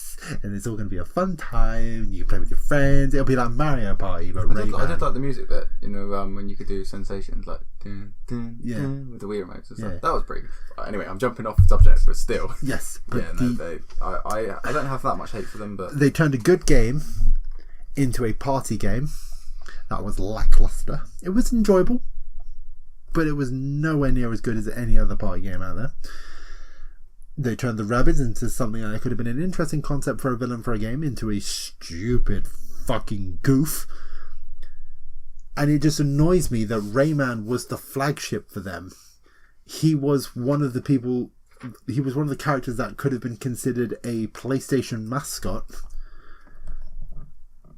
And instead of him doing the crossover with Mario, which is something that could have been interesting, a former Sony...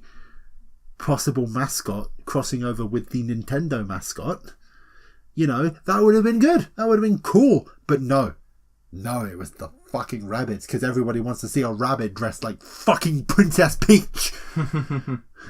This is very true. Or Luigi. You know what the funny thing about that, like a rabbit Luigi is?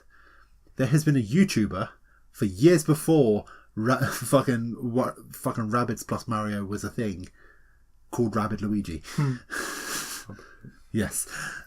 But it's just so dumb. The rabbits are so dumb. At least the minions weren't the star of their first fucking showing.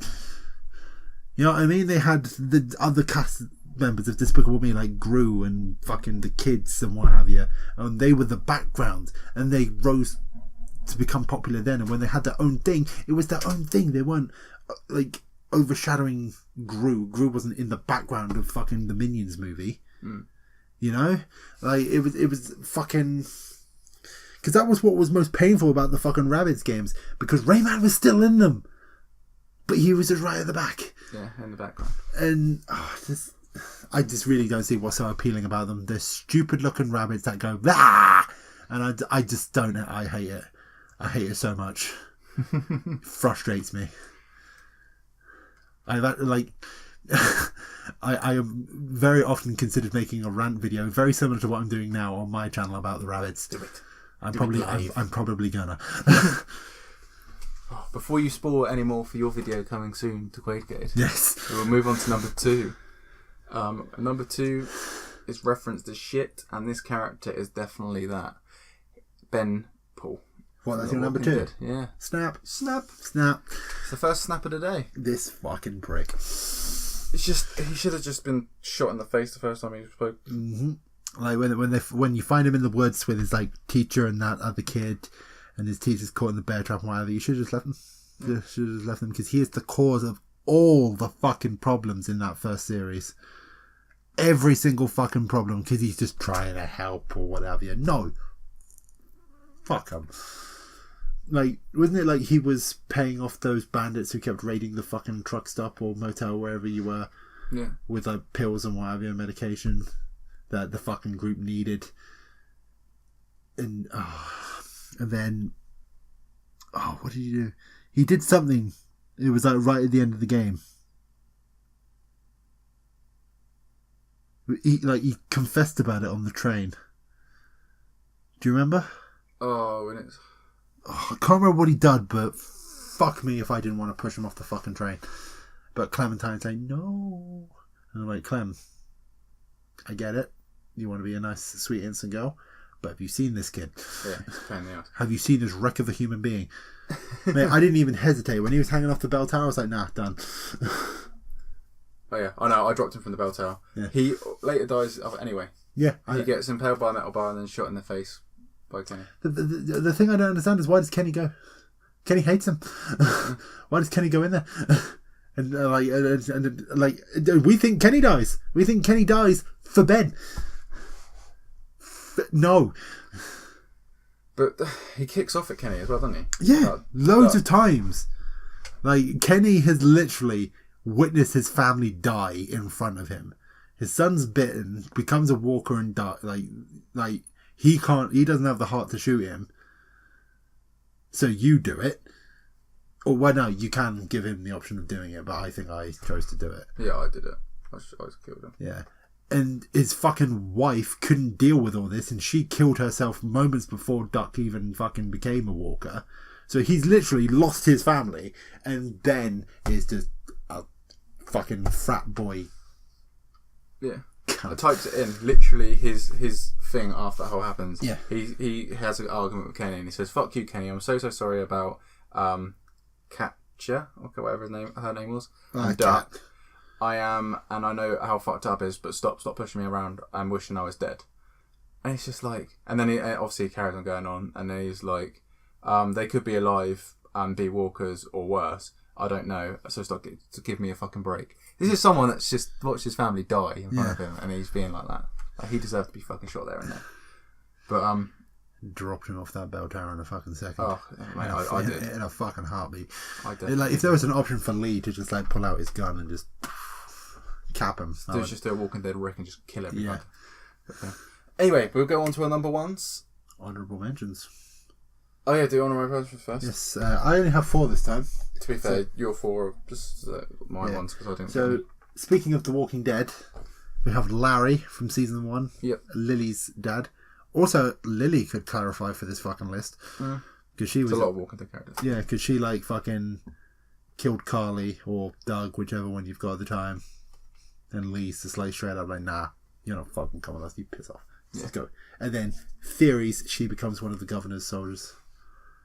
Because the one who actually kills the governor is someone called Lily. Oh. Yes. Well, there you go. In the comics, at least. Yeah. Like, she snipes Laurie, and Laurie dies and lands on Judith, and Judith dies. And then she's like, holy shit, I just killed her mother and her baby. And then she looks at the governor like, you did this to me, and shoots him in the back of the head. Very good stuff. Yes. Cagney Carnation. Yep. That fucking flower. It was released on the channel today, you know why? Yeah. Actually, no, it was actually not today. No, not today, no. The last episode. We released it today, but it'll be like a few days before this. Yeah. But yeah, the sunflower? It's not sunflower. Sort it's a carnation. It's a fucking carnation. On my list. Yeah, no. Yeah, it's a carnation, obviously. Yeah. The flower boss from Cuphead. It's got some banging tunes, but fuck him, he's a dick. Yep. Oh. Sneezes. Oh, that hurt. Braith from Skyrim, that mouthy little cow walking around. Little child. Whiterun, that you can't kill as much as you want to. You can kill Nazim, the guy who's like, oh, do you get to the Cloud District very often? What am I saying? Of course you don't. Like, yeah. You can kill him, so his shit is forgivable because you can just end it and it'll be fine. Yeah. But Braith, she will continue. She will forever be a thorn in your side. And Ryder, from San Andreas. I want to say San Francisco then.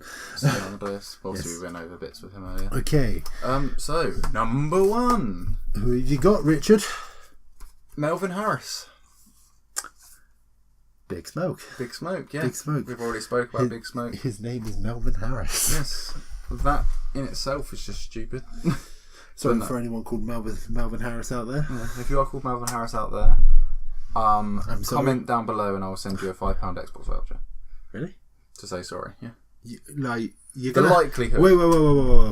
We need to clarify something here to say you're not handing out thousands of fucking vouchers. It's the first Melvin You Harris. Need proof that you're Melvin Harris. It's only one Melvin Harris. Okay. And there needs to be solid proof. Yeah. We need bank account details. We need... No, we don't. Stop. We don't. But no, if there's a Melvin Harris comment. Bank account details. Yes. So, Kai, what's your number 1? My number 1 is the possible most popular character in a franchise that is near and dear to my heart. Mortal Kombat. No, it's not Scorpion. No, it's not Sub-Zero. It's that fucking Bruce Lee rip-off Liu Kang. Liu Kang. He is a whiny, pathetic bitch. My fucking Christ, this kid. Right. Raiden is a fucking thunder god. I think he knows what he's talking about. He knows how to deal with shit, so maybe you should listen to him, right? So when he says, no, Liu Kang, don't fight Shao Kahn, because you're going to get fucked up, right? Maybe you should listen to him instead of going, you don't understand me, and going in there and trying to fight Shao Kahn. And then, when fucking Raiden is fighting Shao Kahn, and he's charging up a bit of fucking lightning, because, Thunder God, and he's trying to throw some fucking lightning at Shao Kahn, one thing you shouldn't do is get in the fucking way. It's not the best, is it? Yeah, and on top of that, when you die as a result of that fucking injury, don't blame the guy who fucking shot it, because it was you that got in the fucking way. True. Literally, Raiden warns him so much not to be a cock. So what does he do? He bees a cock. He fucking dies as a result of it and blames Raiden for it. Fuckery. And then fucking Mortal Kombat X rolls around. He's on the Revenant side, so he's a bad guy. He's a bad guy. And he's still blaming Raiden like, you're the reason I'm dead. And I'm like, no, you fucking pathetic cunt. Get a grip. The C word's been used, it's his number 1. Get a fucking grip, Liu Kang. Honestly, you were cooler in the older games. But now you're just fucking pathetic. Like, it's your fault you're dead. You didn't listen to him. You know he's a fucking wise dude. You didn't listen to him. You died. You blamed him for you not listening.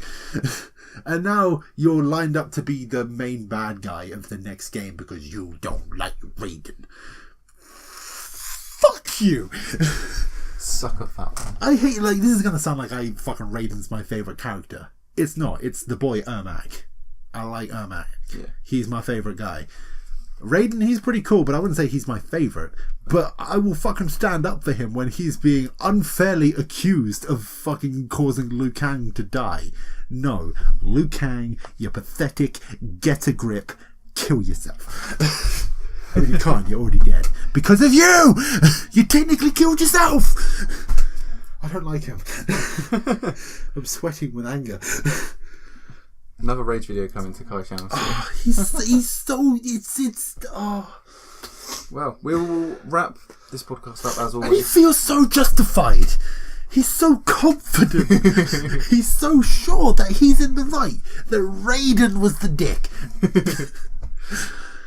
fucking like he is supposed to be an homage to Bruce Lee. Bruce Lee would be fucking ashamed. Bruce Lee would look at this kid and just feel dishonored. Get a grip.